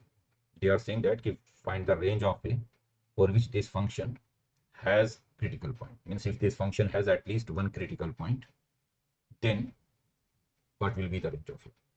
And you can see that this function is a differentiable function for all x belonging to R except 2 and pi. So for critical point, derivative should be, at the critical point, derivative should be 0. So that simply means derivative should be 0 for at least, in fact, derivative should be 0. if I put f dash x is equal to 0, so this equation f dash x is equal to 0 must give you at least one value. But before differentiating, let me simplify the function first. It is 4a minus 3, which is a constant quantity. Then x plus log 5. Log 5 is also a constant quantity. Then 2 times a minus 7. See, cot x by 2 can be written as cos x by 2 over sin x by 2. It will become 2 sin x by 2 cos x by 2. So basically I can write this one as here a minus 7. Just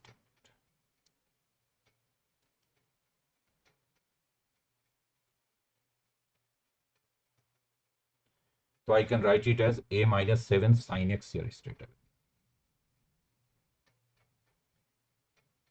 Now if I differentiate it, so it is 4a minus 3 plus a minus 7 cos x. And since the function has a critical point, so therefore this derivative must be 0 or at least 1. So this gives you cos x is equal to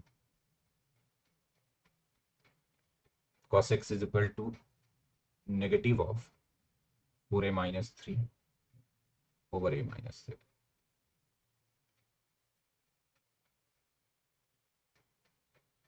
Negative of 4a minus 3 over a minus 7. And you know that the cos x must lie between minus 1 and 1. Cos x must lie between minus 1 and 1.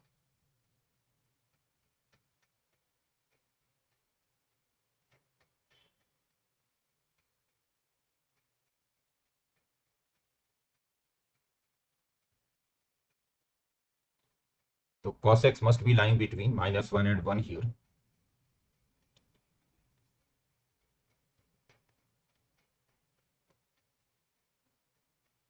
It should be 1 here. But can I take 1?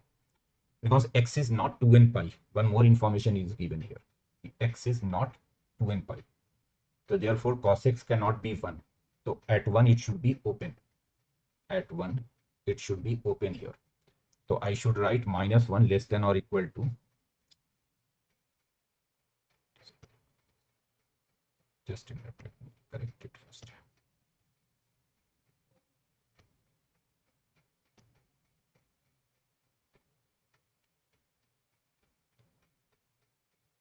So at 1 it should be open here.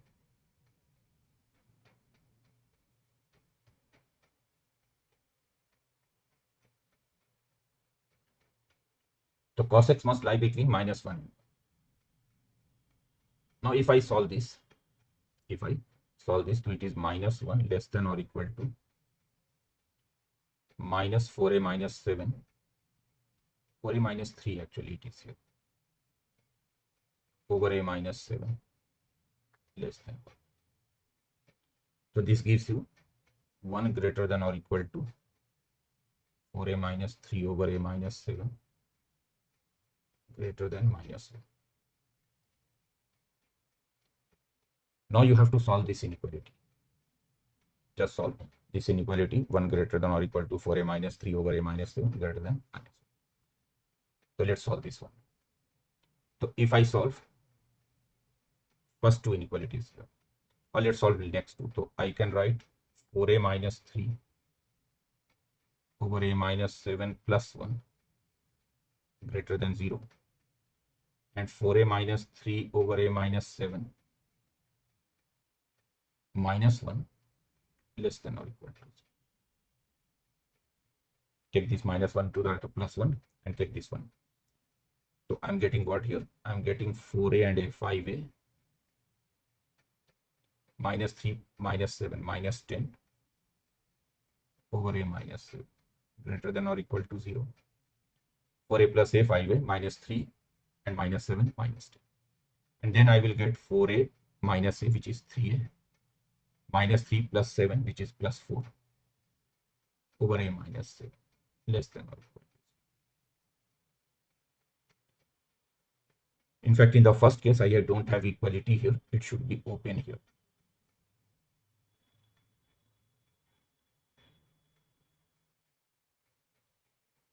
Now if I solve this one, so it is numerator gives you 2, denominator gives you 7.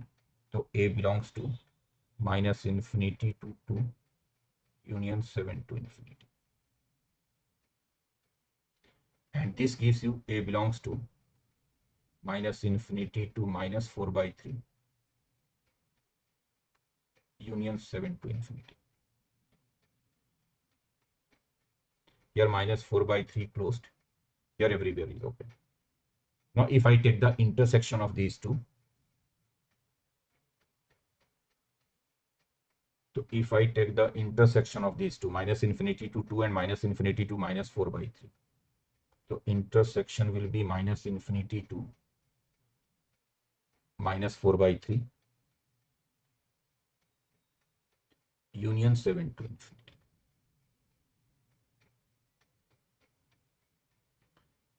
Minus infinity to minus 4 by 3 union 7 to infinity.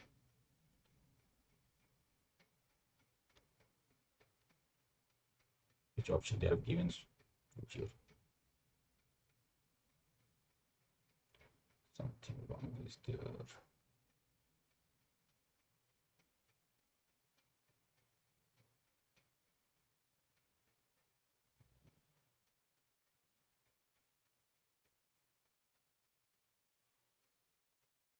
Let me recheck this question first.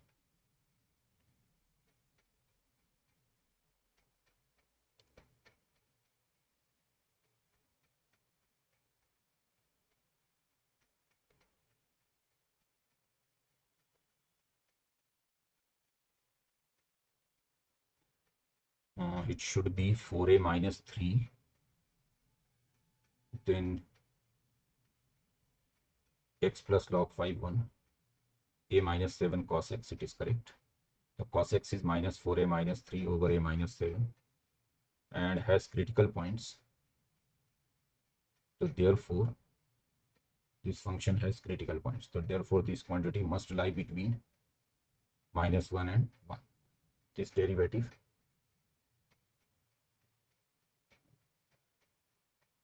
must give you, and at 2 and pi, x is equal to 2 and pi function is not defined. So basically, it should be open at 1, correct? Now minus 4a minus 3a minus 7. So I get 1 greater than or equal to 4a minus 3a minus 7 greater than minus 1. So 4a minus 3 over a minus 7 plus 1 greater than 0. 4a minus 3 over a minus 7 minus 1. Take this minus 1 to 0, just less than or equal to 0. 4a and a 5a minus 10, a minus 7. So this gives you minus infinity to 2, 7 to infinity. And here I'm getting, here I'm doing some mistake in the second one. In the second one I'm doing here.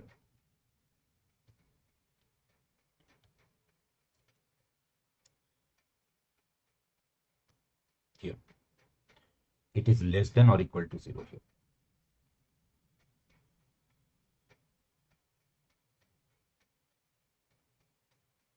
So in this second one, I should get what?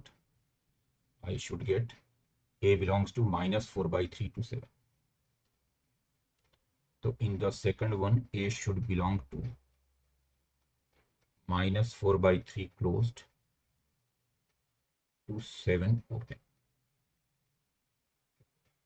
Right. Now if I take the intersection of these two, so here it is minus infinity to 2 union 7 to infinity. Here it is minus 4 by 3 to 7. So common point will be what? A belongs to minus 4 by 3 to 2. So yes, minus 4 by 3 to 2 should be correct, but open here. It should be open here, not closed. So C option is correct option here, but open.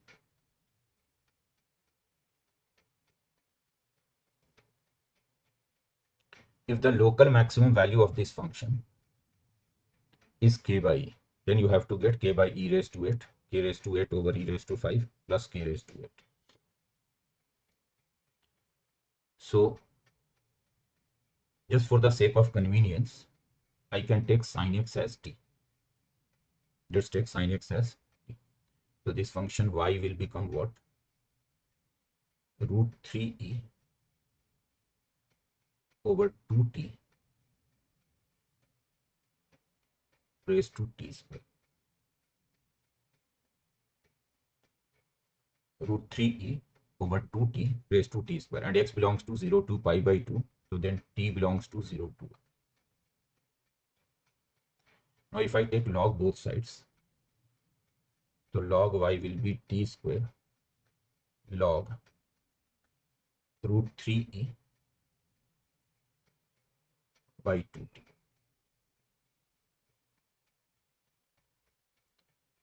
T square log root 3e by 2t. Now let's differentiate it. So if I differentiate it, so I will get what? 1 by y dy by dt. Derivative of t square is 2t. Keep this log root 3e by 2t as it is, plus t square as it is. Derivative of log x 1 by x, so it will become 2t over root 3e. Then chain rule, root 3e by 2. 1 by t, derivative is minus 1 by t square. For maximum minima, this should be 0. So this gives you what? 2t log root 3e by 2t.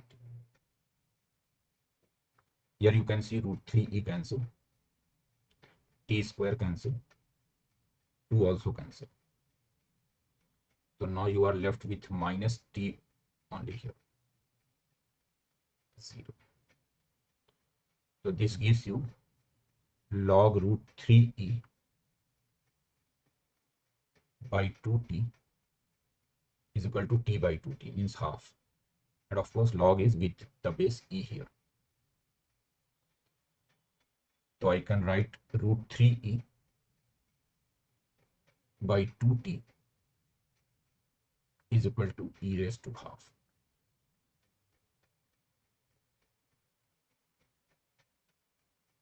E raised to half is root e, so root e is cancelled. So I'm getting t is equal to root 3 by 2. So this is the point of maximum.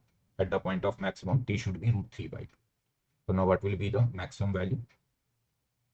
Local maximum value, of course. So maximum value will be the root 3e by 2t. T is what? Root 3 by 2. Raised to t square 3 by 4. And they have given the maximum value as k by e. So this becomes what? K by e becomes, or k becomes 2 and 2 cancel here. Root 3 also cancel. So k becomes e raised to 3 by 4 into e. And it is what? E raised to? It is e raised to 7 by 4. So k is e raised to 7 by 4. Let me check.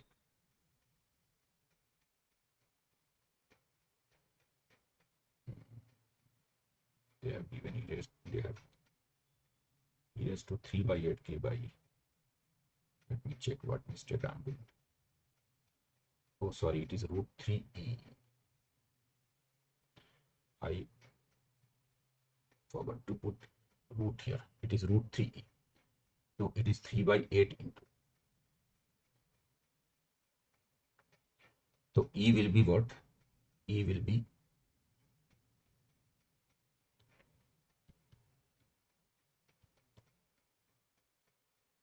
just a minute.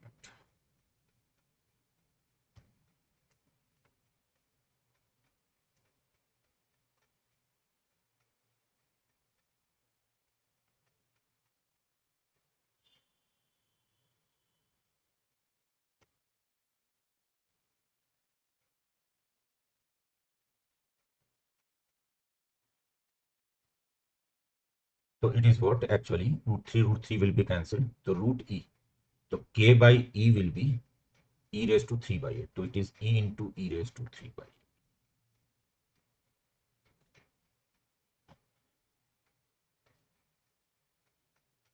K is e into e raised to 3 by 8. So actually k raised to 8 will be what? K raised to 8 will be e raised to 11. Now they are asking what? They are asking k raised to 8 taken common. They are asking 1 by e raised to 8 plus 1 by e raised to 5 plus 1. So it is e raised to 11, 1 by e raised to 8 plus 1 by e raised to 5 plus 1. So it is e raised to 3 plus e raised to 6 plus e raised to 11. 3, 6, 11. Means option A should be the correct option here.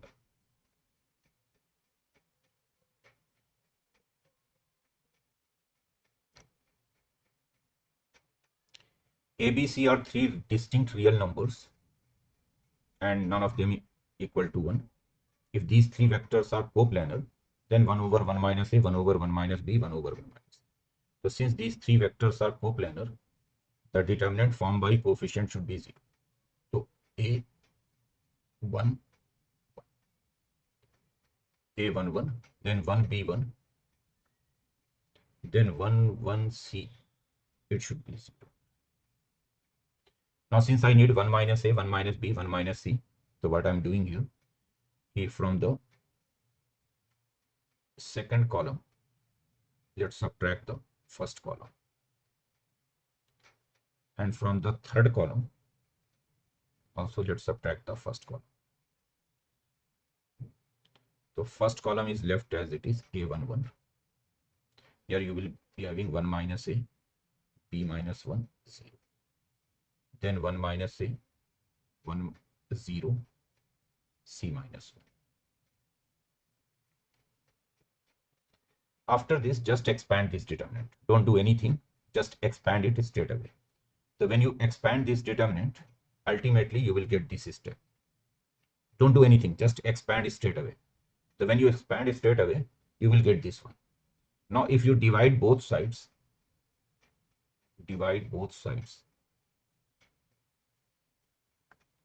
by 1 minus A, 1 minus B, 1 minus C. So now you will get this system, this one. But I need 1 over 1 minus A. So see, A over 1 minus A, but I need 1 over 1 minus A. So I can write it as A over 1 minus A can be written as 1 minus A, 1 minus A minus plus 1 over 1 minus A. See, so it is minus 1 plus A plus 1. So it will become minus 1 plus 1 over 1. So A over 1 minus A can be written as minus 1 plus 1 over 1 minus A. And then this minus 1 is taken to the right side. So ultimately it is 1 over 1 minus A plus 1 over 1 minus B plus 1 over 1 minus C is equal to 1.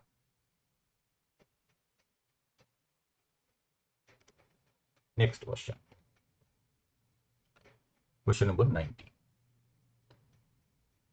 P is the point, Q, R and P, Q, R, S are the 4 points on this ellipse. So this ellipse in standard form can be written as, ellipse is what? X square over 4 plus y square over 9 is equal to.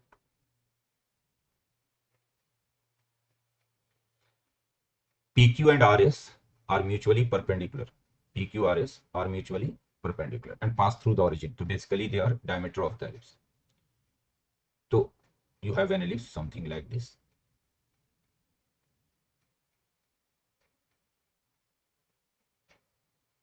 Vertical ellipse.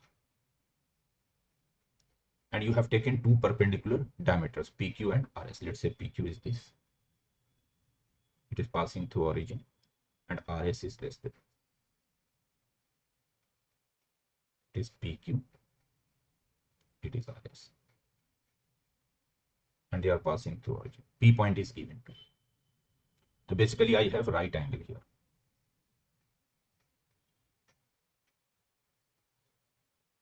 So there is a direct formula also. So let me write the direct formula. If you have an ellipse x square over a square plus y square over b square is equal to. Whether it is vertical or horizontal, it doesn't matter. And you are taking 2 points P and R on the ellipse such that angle POR is 90 degree. Then 1 by OP square plus 1 by OR square is same as 1 by A square plus 1 by B square. And in hyperbola, it is 1 by A square minus 1 by B square. If it is a standard hyperbola, x square over A square minus y square over B square is equal to. So you can use this identity directly here, this formula directly here. So I need what? I need P by Q. P by Q is what? 1 by PQ square plus 1 by RS square. And PQ is obviously double of OP.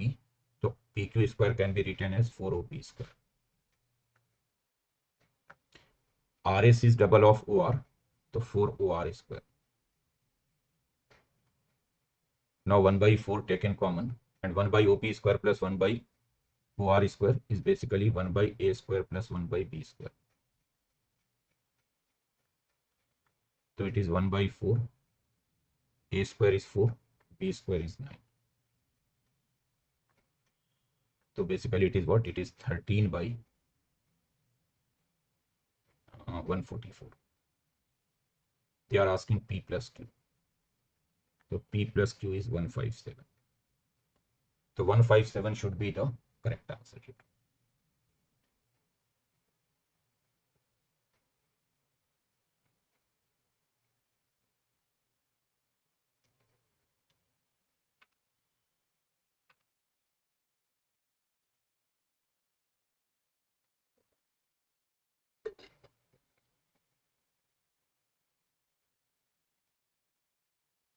See this question. This question is based on binomial and logarithm. Fourth term in this expansion is 200. So what will be x if x is greater than 1? So let's write the fourth term. Fourth term will be what? 63 under root x raised to 1 over 1 plus log x with the base 10 whole raised to 6 minus 3, which is 3, and x raised to 1 by 12 whole raised to 3. And this is given as 200. 63 is 20, and 20 and 200 cancel, so it will be 10 on the right side. So now this can be written as what? You have under root x raised to yes. So you have x raised to 1 over 1 plus log x with the base 10 whole raised to 3 by 2.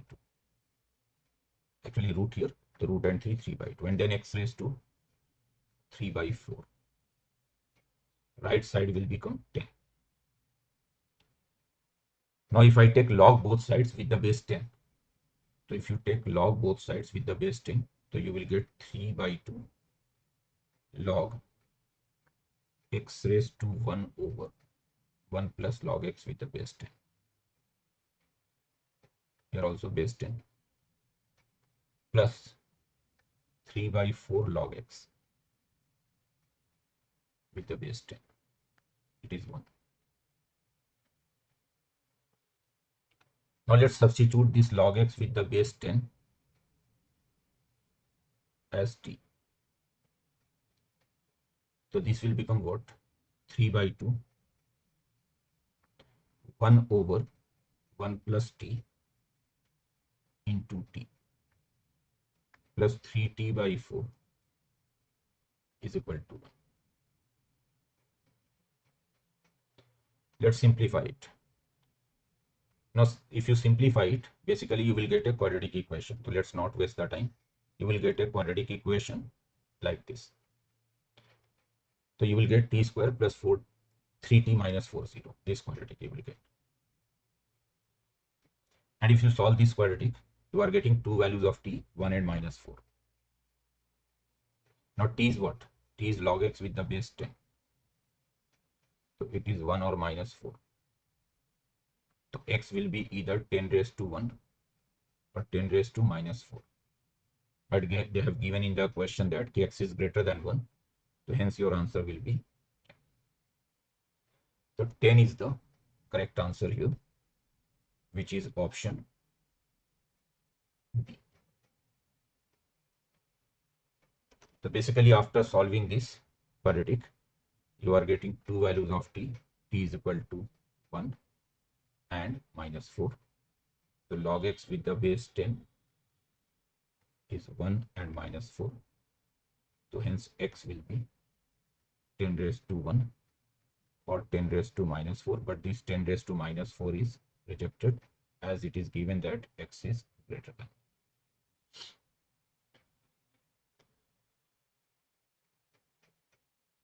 Next question. The number of 3 by 3 matrices A having entries from the set 0, 1, 2, 3 such that the sum of all the diagonal elements of A transpose is 9. So let's take the matrix A as A, B, C, P, Q, R, X, Y, Z. Now if you multiply A with A transpose, just multiply A transpose will be what? A transpose will be A, B, C, P, Q, R, X, Y, Z. So what will be diagonal elements? First diagonal element will be first row, first column. So A square plus B square plus C square.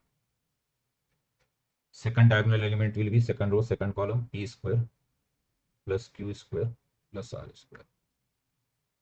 And third diagonal element will be X square plus Y square plus. You are just multiplying A with A transpose and you are just writing the sum of three diagonal elements. So the sum of three diagonal elements, this is given as 9.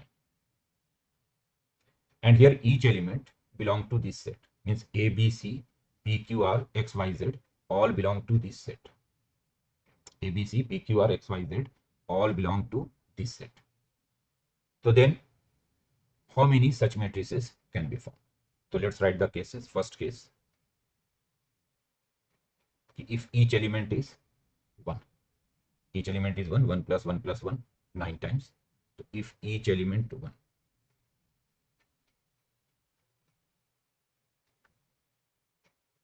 So obviously in this case, there is only one possible matrix, all elements equal to 1.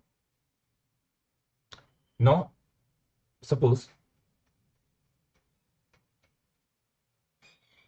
I'm taking one element as 2.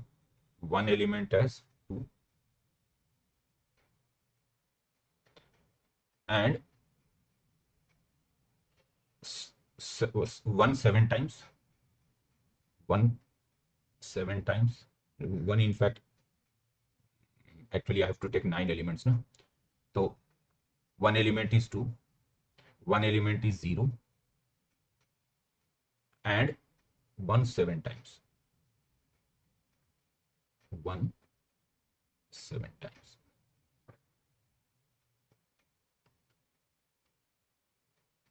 So here also sum will be 9. No, sum will not be 9 in this case. 1 square plus 1 square, so 7. Sorry, 1 will, so actually square, the sum of a square should be 9. The sum of a square should be 9. So if I take one element as 2, so 4 plus 5, 9. Even means 1 should be 5 times. 1 should be 5 times and 0 should be. So 1 should be 5 times here, not 7 times. Let me change it.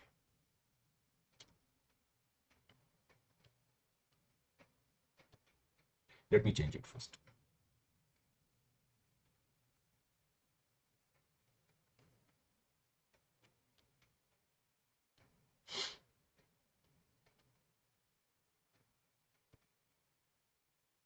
So if I take one element as 2, one element as 2. So 2 square will be 4. So that means 1 will be 5 times. 1 will be 5 times. So now you can see that 4 plus 5 is 9. But I have written only 6 elements. So 0 will be 3 times. 0 will be 3 times. So now you can see you have 9 elements. 2, then 5 times 1 and then 3 times 0, and sum of their square will be 9. So in this case, how many matrix can be found? So in how many ways these numbers can be arranged? So we have 9 numbers, 9 factorial, out of which 1 5 times, so 5 factorial, 0 3 times, so 3 factorial. So it is 9 factorial over 5 factorial, 3 factorial. And if you calculate this 9 factorial over 5 factorial, 3 factorial, let me check. So if you calculate this 9 factorial over 5 factorial, 3 factorial, it comes out to be 504. So it is 504.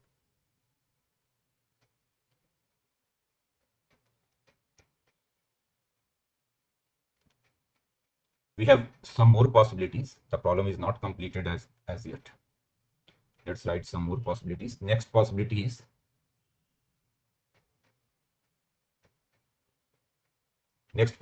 okay, let's say you are writing 2 times. So 4 plus 4 is 8. 1 time, and 6 times 0. 6 times 0. So you can see that 4 plus 4, 8 plus 1, sum will be 9. So in this case, arrangement will be what? 9 factorial, 2 times, so 2 factorial, and 6 times 0, so 6 factorial. And one more case. In fact, you cannot take 2 more than 2 times. If you take 2 3 times, so 4 plus 4 plus 4 will become 12. So 2 will be at most 2 times. One possibility is, let's say you are taking one element as 3 and 0 8 times. 0 8 times. 3. So in this case, it is 9 factorial over 8 factorial. So these are the total possibilities. Now just add all these, that will be your answer. All these possibilities. So if I add all these possibilities, so see, 1 all, that will be 1. 1 3 raised 0, so that will be 9. 9 factorial over 8 factorial. 2 2 1 1 and raised 0, so that is 252. 1 2 5 1 raised 0, so that is 504. So total is what? Total is 1 plus 9 plus 252 plus 50. So it is 756 and 10, 766. So 766 will be the correct answer. Let's check this question. If the integral 0 to 2 mod x minus 1 minus x dx is k by 2, what will be k? So I can write this integral k by 2 is what? See, in 0 to 1, x minus 1 is negative. So you can write it as mod negative of x minus 1 minus x dx. And in 1 to 2, this x minus 1 is positive. So this is x minus 1 minus x dx. Now it is 0 to 1, 1 minus 2x dx mod. And here minus 1 to 2 dx. X and x cancel here. But we have one more mod here actually. The mod of minus 1 will be plus 1 only, so it is plus. Now you can see that this 1 minus 2x is 0 at half. So if I take 0 to half, it is positive. So 1 minus 2x dx. And if I take half to 1, then it is negative. So minus 1 minus 2x dx plus 2. Now after this, it is very simple integration. Just integrate, you will get the value of k. And when you integrate, so ultimately it comes out to be 3 by 2. Actually, k by 2 is 3 by 2. So k will be 3. So when you integrate, it comes out to be 3 by 2. Very easy. You can do it yourself. No need to waste time here.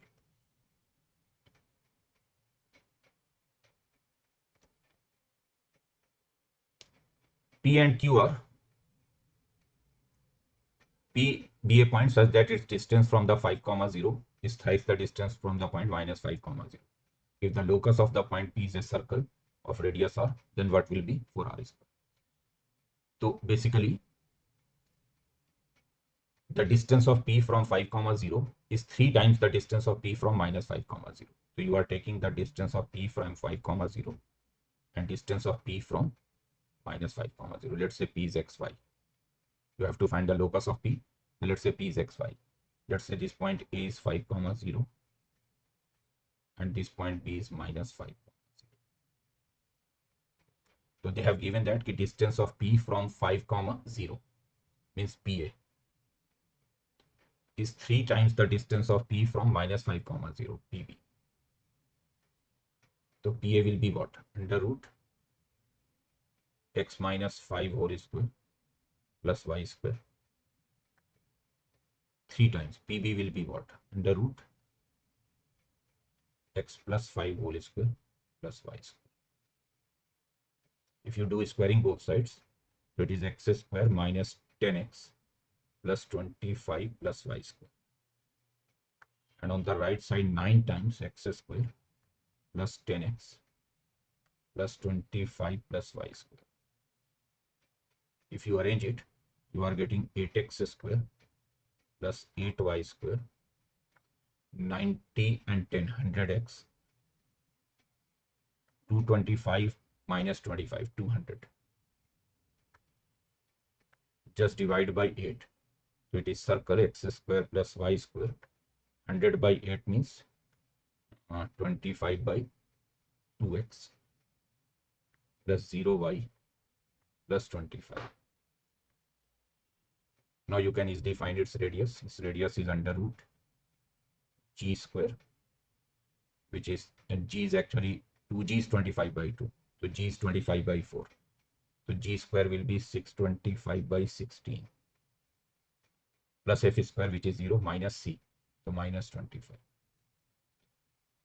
So 16 into 25 is 400. So it is 15 by 4 r.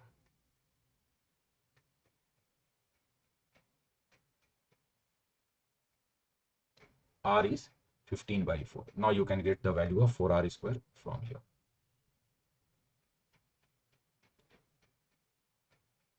It is 15 by 4 only, no? Yes. Why they have written, actually they have written 2r, right? So r is 15 by 2. So r square will be 225 by 16. 4r square will be 225 into by 16 into 4. So it is 225 by 4. So 4r square is actually 225 by 4. And 225 by 4 will be 56.25. So they have given that, round off to the nearest integer. So that will be 56.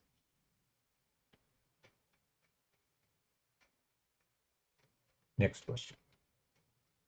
Iota is under root minus 1 and k is this value, minus 1 plus root 3 iota raised to 21 over 1 minus iota raised to 24.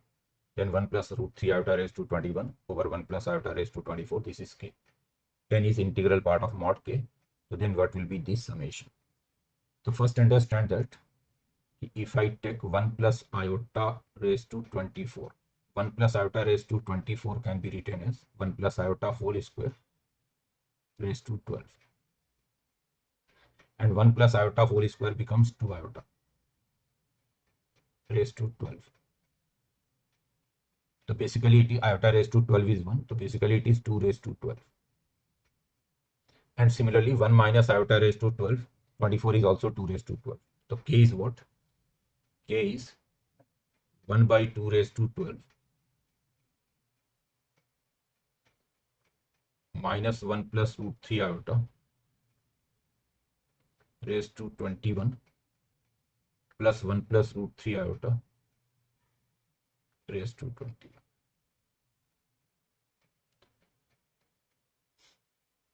Minus 1 plus root 3 iota raised to 21 and 1 plus root 3 iota raised to 21. I can also write it as 1 by 2 raised to 12, 1 plus root 3 iota raised to 12 take minus common here. So it is minus 1 minus root 3 iota raised to 12. Minus taken common from the first bracket. So 1 minus root 3. Now they are conjugate of each other. Now if I convert them in polar form or Euler form, the 1 plus root 3 iota can be written as 2 e raised to iota pi by 3 raised to 12. And 1 minus root 3 iota can be written as 2 e raised to minus iota pi by 3 raised to 21, actually not 12. Actually it is 21 here. This one is 21 here. 21 here. Here also it is 21, 21. So now I'm getting what? 2 raised to 21 taken common. So 2 raised to 21 over 2 raised to 12. Now you are getting what? E raised to iota 7 pi minus e raised to minus iota 7 pi.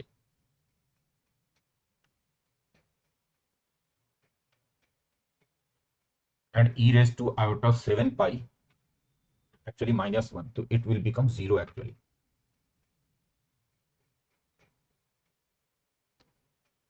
See, you can write e raised to iota 7 pi as cos 7 pi plus iota 7 pi, and then cos 7 pi minus iota 7 pi. Cos 7 pi cancels, sin 7 pi is 0. So it is 0 actually, k is 0. Now when k is 0, so I need this summation. So n is actually also 0. So now I need the summation j plus 5 whole square, j varying from 0 to n plus 5, and n is 0 to 0 to 5, minus j varying from 0 to 5, j plus 5. This can also be written as j varying from 0 to 5. J plus 5 whole square is j square plus 10j plus 25 minus j minus 5.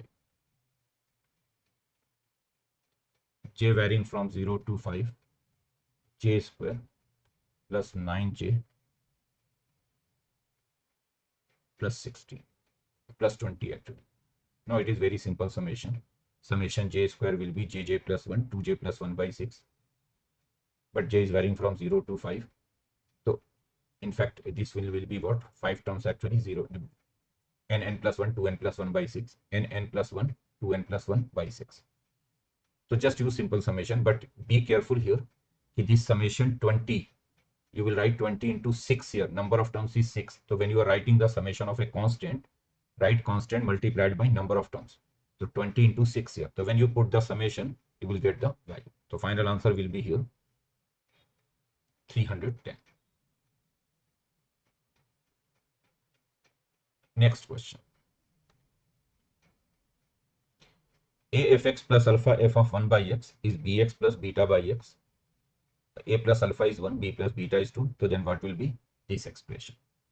So what I can do here, let's replace x with 1 by x. In this type of question, whenever you have a relation in fx and f of 1 by x, what you do, you just replace x with 1 by x. So you will get one more equation. You will get a times f of 1 by x plus alpha times f of x. On the right side, you are getting b by x plus beta x. Now, if you multiply these two, let's say given equation is 1 and this is 2. Sorry, if I add these two, not multiply. So if I add these two, so I can get what? I can get a taken common, fx plus f of 1 by x. Then alpha taken common, fx plus f1 by x. On the right side, b taken common, x plus 1 by x.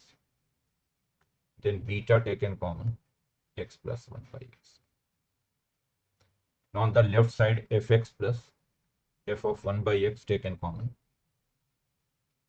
So this is a plus alpha. On the right side, x plus 1 by x taken common. So b plus beta. A plus alpha is 1, b plus beta is 2. So from here you got fx plus f of 1 by x over x plus 1 by x is equal to 2. Just put a plus alpha as 1, b plus beta is 2, right? Easy question. Chalo. See you guys. Bye bye. Take care. See you next time.